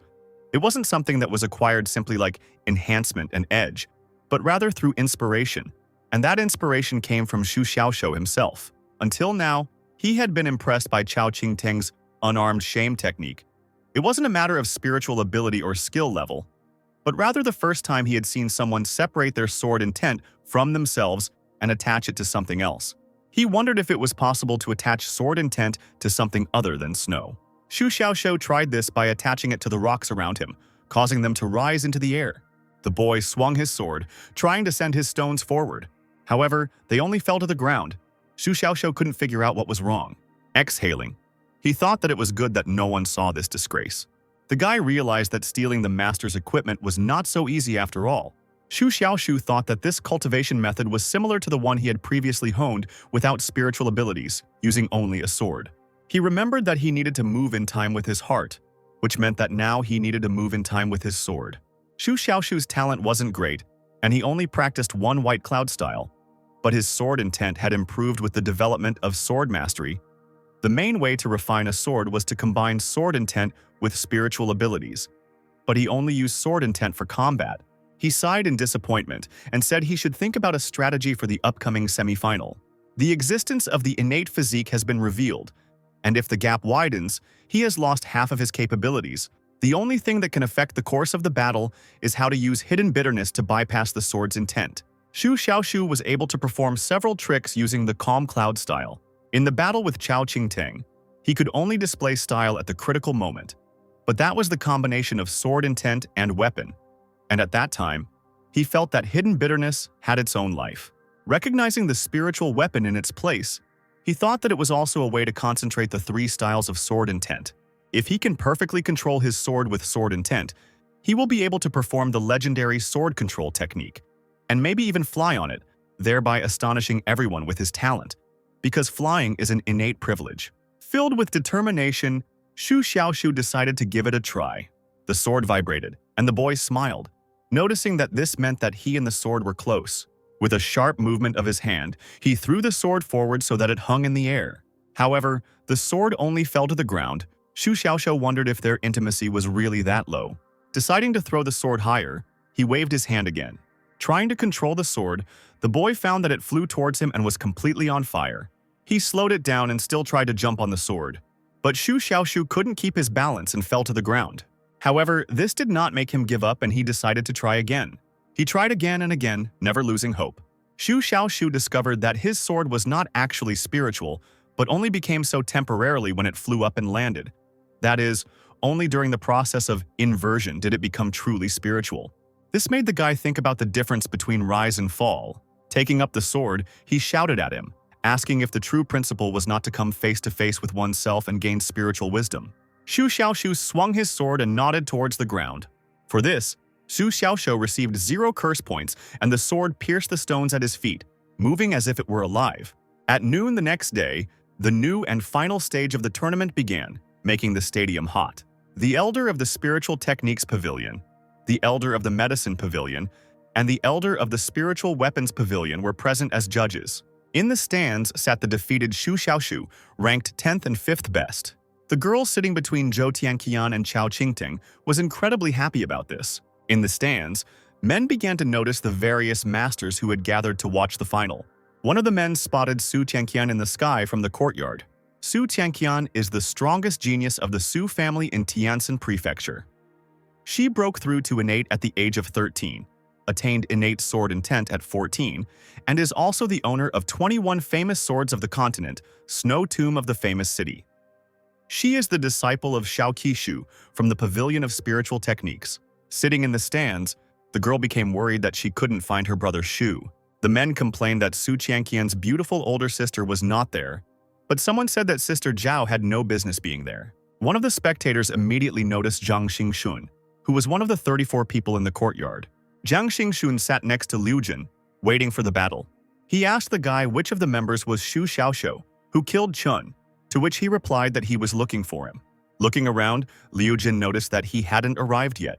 Zhang Xingxun said that there was nothing to worry about because he would definitely come to the arena. There was talk in the stands that Zhang Xingxun had come to get Xu Xiaoxiu from Boss Wen. But someone asked whether Zhang Xingxun would lose respect if he fought an 8th stage practitioner. Then there was talk that if Xu Xiaoxiu won the tournament, he would definitely get into the inner courtyard. And he had already beaten Sister Mo, so he would definitely be in the top 3. And all he had to do was defeat Mu Zixi. Xiao Qixu sat in the judge's chair, waiting for everyone to assemble so he could announce the start of the stage.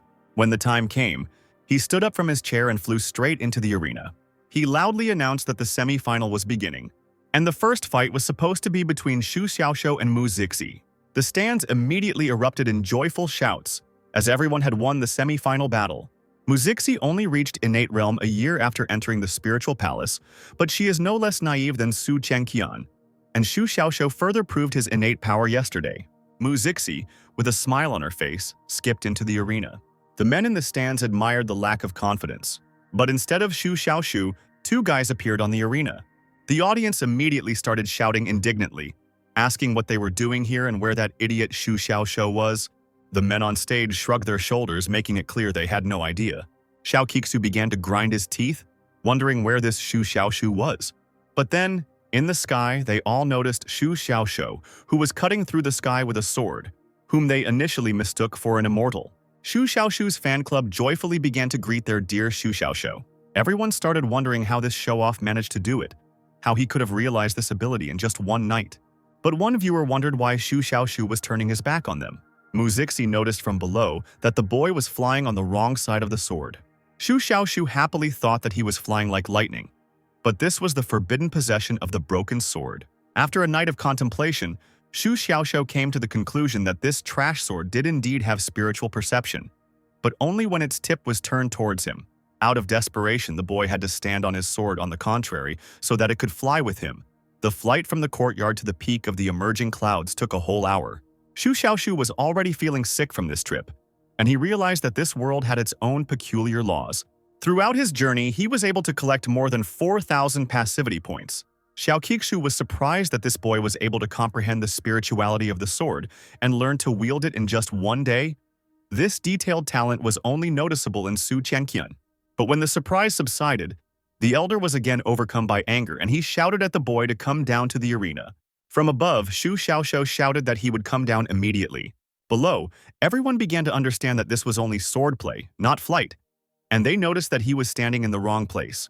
But even amidst all this ridicule, Xu Xiaoxiu noticed that he had received a point for encouragement, which made him very happy. Lost in thought, the boy nevertheless crashed into the barrier, despite all the warnings.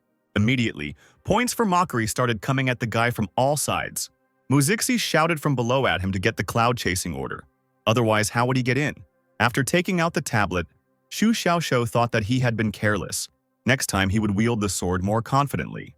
Having finally descended into the arena, the guy apologized for the delay. Mu Zixi laughed and told him that he was so funny, which earned the guy a point for praise. The guy wondered what kind of praise this was. It looked more like mockery. Meanwhile, Xiao Qixu announced the start of the duel.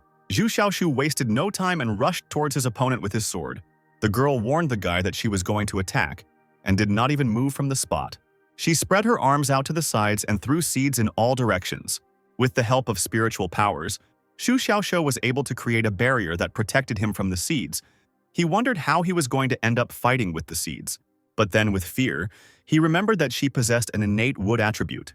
Confirming her opponent's thoughts, Mu Zixi stretched out her hand and commanded the tree to grow, and then tree branches appeared from all directions, knocking Xu Xiaoxiu off his feet. The trees continued to grow, breaking through the barrier with the boy and throwing him into the sky. The blow caused blood to flow from the boy's mouth, and he wondered if the ancient tree of the acquired level really had such terrible power. The boy extended his finger and decided to summon his sword to take him away from here. But before he could do so, the tree branches wrapped around Xu Xiaoxiu's body. Mu Zixi calmly moved into the branches of her tree to reach her opponent. In the stands, everyone started talking about how cruel Mu Zixi was, how this smiling angel showed no mercy during battle. With a light laugh, Mu Zixi gave up her hand, squeezing her opponent's body into the tree branches. Spectators noticed that the girl began to run away, but they could not understand why. Having moved a sufficient distance, the girl cried out for the tree to explode. And indeed, the news began to explode like a bomb, and exploded in a huge flash. After the explosion of such force, a huge hole appeared in the arena. Xiao Kixu was not prepared for this outcome and became tense with worry. The audience, moreover, did not expect such an outcome and froze with their mouths open. They exclaimed that a human would not survive after such a thing. But even if Xu Xiaoxiu survived, he was definitely a loser. Mu Zixi thought that because of the secret parasitic seeds in Xu Xiaoxiu's body, she could sense his strength, so he definitely wasn't dead. She asked irritably why the guy was so tenacious, and she asked how to cope with this technique. A rather battered Xu Xiaoxiu appeared among the settled dust. Gritting his teeth, he thought that the power of innate attributes was too strong. If he had such power, he definitely wouldn't limit himself to just close combat. Time passed, but the competitors remained standing in their places. People in the stands began to express outrage that Xu Xiaoxiu was simply standing there, apparently waiting for the tree to grow. Mu Zixi decided to attack again with the wood barrier. The spectators closed their eyes in fear, not wanting to watch as all of Xu Xiaoxiu's limbs were broken and his head would probably explode. But suddenly, someone in the crowd noticed that Xu Xiaoxiu had taken out his scabbard. With quick leaps, the boy jumped along the branches of the tree, moving forward. As he got closer, he stopped to catch his breath. Closing his eyes, Xu Xiaoxiu began to exert all his remaining strength to force the stones to move. And from the guy's strength, the whole stage began to shake. Mu Zixi couldn't figure out where this boundless sword intent was coming from. Xiao Kixu thought that he had previously thought that Xu Xiaoxiu's reverse sword control technique was admirable, but he had never imagined that this was only the beginning. He couldn't understand how the guy had learned the sword of all existence. The branches of the Mu Zixi tree began their attack on Xu Xiaoxiu again. Xu Xiaoxiu quickly pulled his sword out of its sheath and immediately put it back, dark streams of spiritual power flowing through his body. The spectators, not noticing anything, could not understand why the guy did nothing, whether he had given up. Mu Zixi was also surprised, but she thought that she didn't feel any difficulties, so she could take control of the situation. The branches flew at the enemy with renewed force, and the spectators closed their eyes. But the spectators had already begun to notice that the guy had drawn his sword again, but they were unable to notice the blow. The tree branches froze in place just a few centimeters from Xu Xiaoxiu's face. Suddenly, a branch emerged from the ground, breaking through the stone and pushing Mu Zixi away. The stands couldn't understand what had happened, or whether the girl had hit the wrong target. Su Qianqian noticed how brother Xiaoxiu instantly drew his sword and immediately cut through numerous leaves. Xu Xiaoxiu quickly drew his sword again, and all the branches around him were cut into two pieces. And the very next moment there was another loud explosion. Viewers started saying that this guy was progressing too quickly and that his naked sword style didn't look all that elegant. Xu Xiaoxiu thought that there was no reason for Mu Zixi to be creative, but she used the vines of the ancient tree to dodge the attack. Mu Zixi, looking down at her opponent, thought that if she hadn't planted parasitic seeds in him, she would have been cut into pieces by now. She gritted her teeth and muttered that she was also using her trump card. She took a small green seed out of her clothes and tossed it with her finger. In a second, this seed turned into a huge vine, which was already rushing towards its target. Chao Qingtang, sitting in the stands, thought that this girl had incredible strength. Could she really not learn a lesson from the wound on his chest? Everyone thought that she had dared to get close to him, and this was a sure way to commit suicide. Xu Xiaoxiu was happy with this arrangement and thought that close combat was a great thing. Deciding to meet his opponent in the air, the guy jumped up to meet her. But Mu Zixi managed to bind the enemy's body with her vines. The vines wrapped tighter around the boy's body, and the girl made her way behind him. Xu Xiaoxiu thought that she had approached like a snake without being noticed. One of the vines quickly pierced the boy's side, piercing the flesh. The boy screamed in pain, shouting at Muzixi that she wouldn't get away with this. The vines began to pierce his arms and legs one after another, and Su Xiaoshu could only groan in pain, wondering what kind of disgusting fighting method this was. The girl began to get irritated by the insults her opponent was giving her, and she irritably told him that she would make a flower out of him. And to confirm her words, a flower suddenly grew out of the guy's head. Everyone in the stands burst into loud laughter at the sight of such a picture. Even Su Chengqian refrained from quietly laughing, but tried to hide her smile with her hand. Xu Xiaoshu thought that even his perception hadn't noticed the parasitic seeds in his body.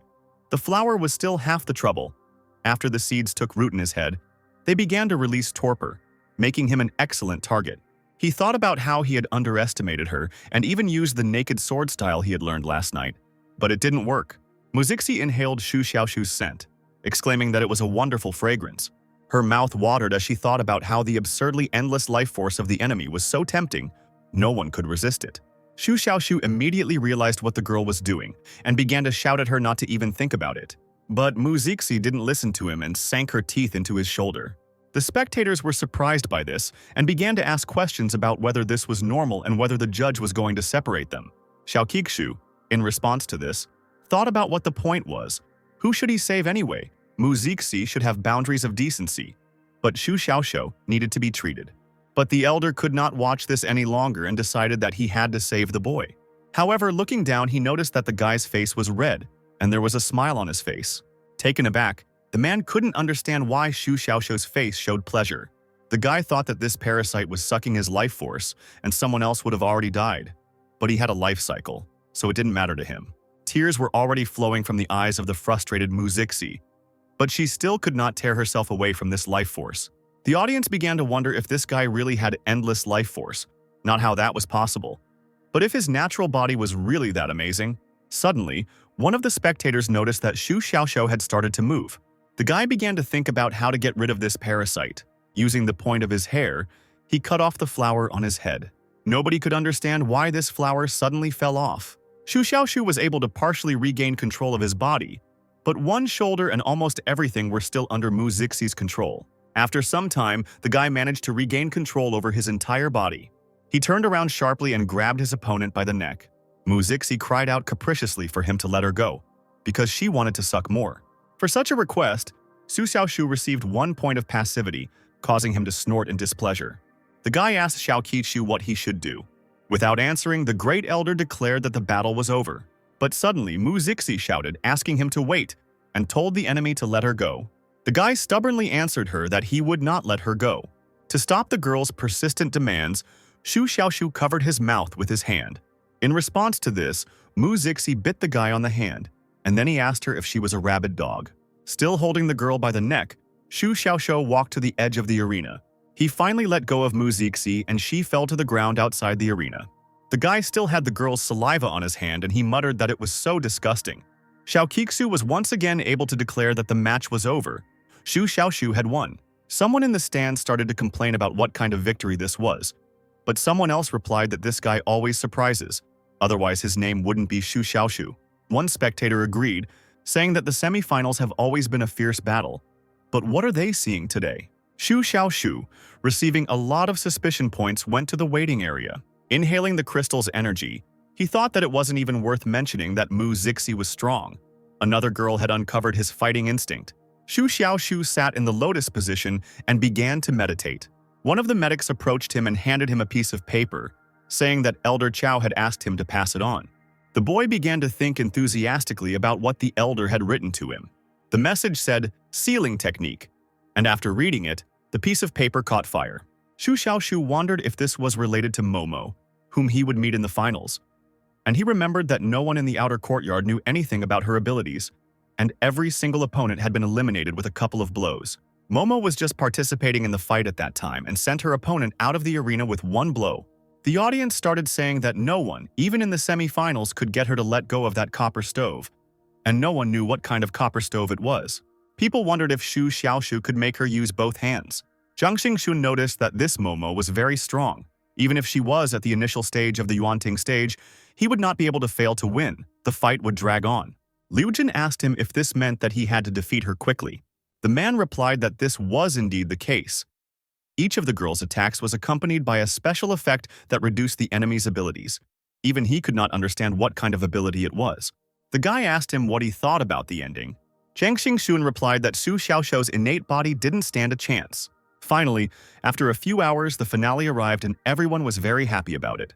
Su Xiaoshu was once again flying in his seat, receiving points for ridicule and suspicion and a few points for admiration. The guy said that, of course, many people admire his fights. Finally, he jumped off the sword and landed on the stage where Momo was already standing. The girl told him that she had been watching him and noticed that he liked to joke, which earned the guy a point for praise. Su Xiaoshu exclaimed that she was so beautiful. Embarrassed, Momo thought that this was the first time someone had said something like this to her face. But then the guy waved his hands and told her not to misunderstand. He was talking about her copper stove. He said that she herself was also not bad, but the stove was much more beautiful, for which he received a point for cursing. Su Xiaoshu thought that she had first praised him, but now she had cursed him. He asked Momo if he could take a look at the stove. The girl thought that if it were anyone else, she would object. But this guy was trying to compliment her, so she would take it seriously. And she handed the stove straight into the guy's hands, touching his fingers. The girl became embarrassed and blushed from the touch. Zhu again said not to think anything up. He was simply attracted by the stove. Momo judged that the guy looked sincere, so he must have done it unintentionally.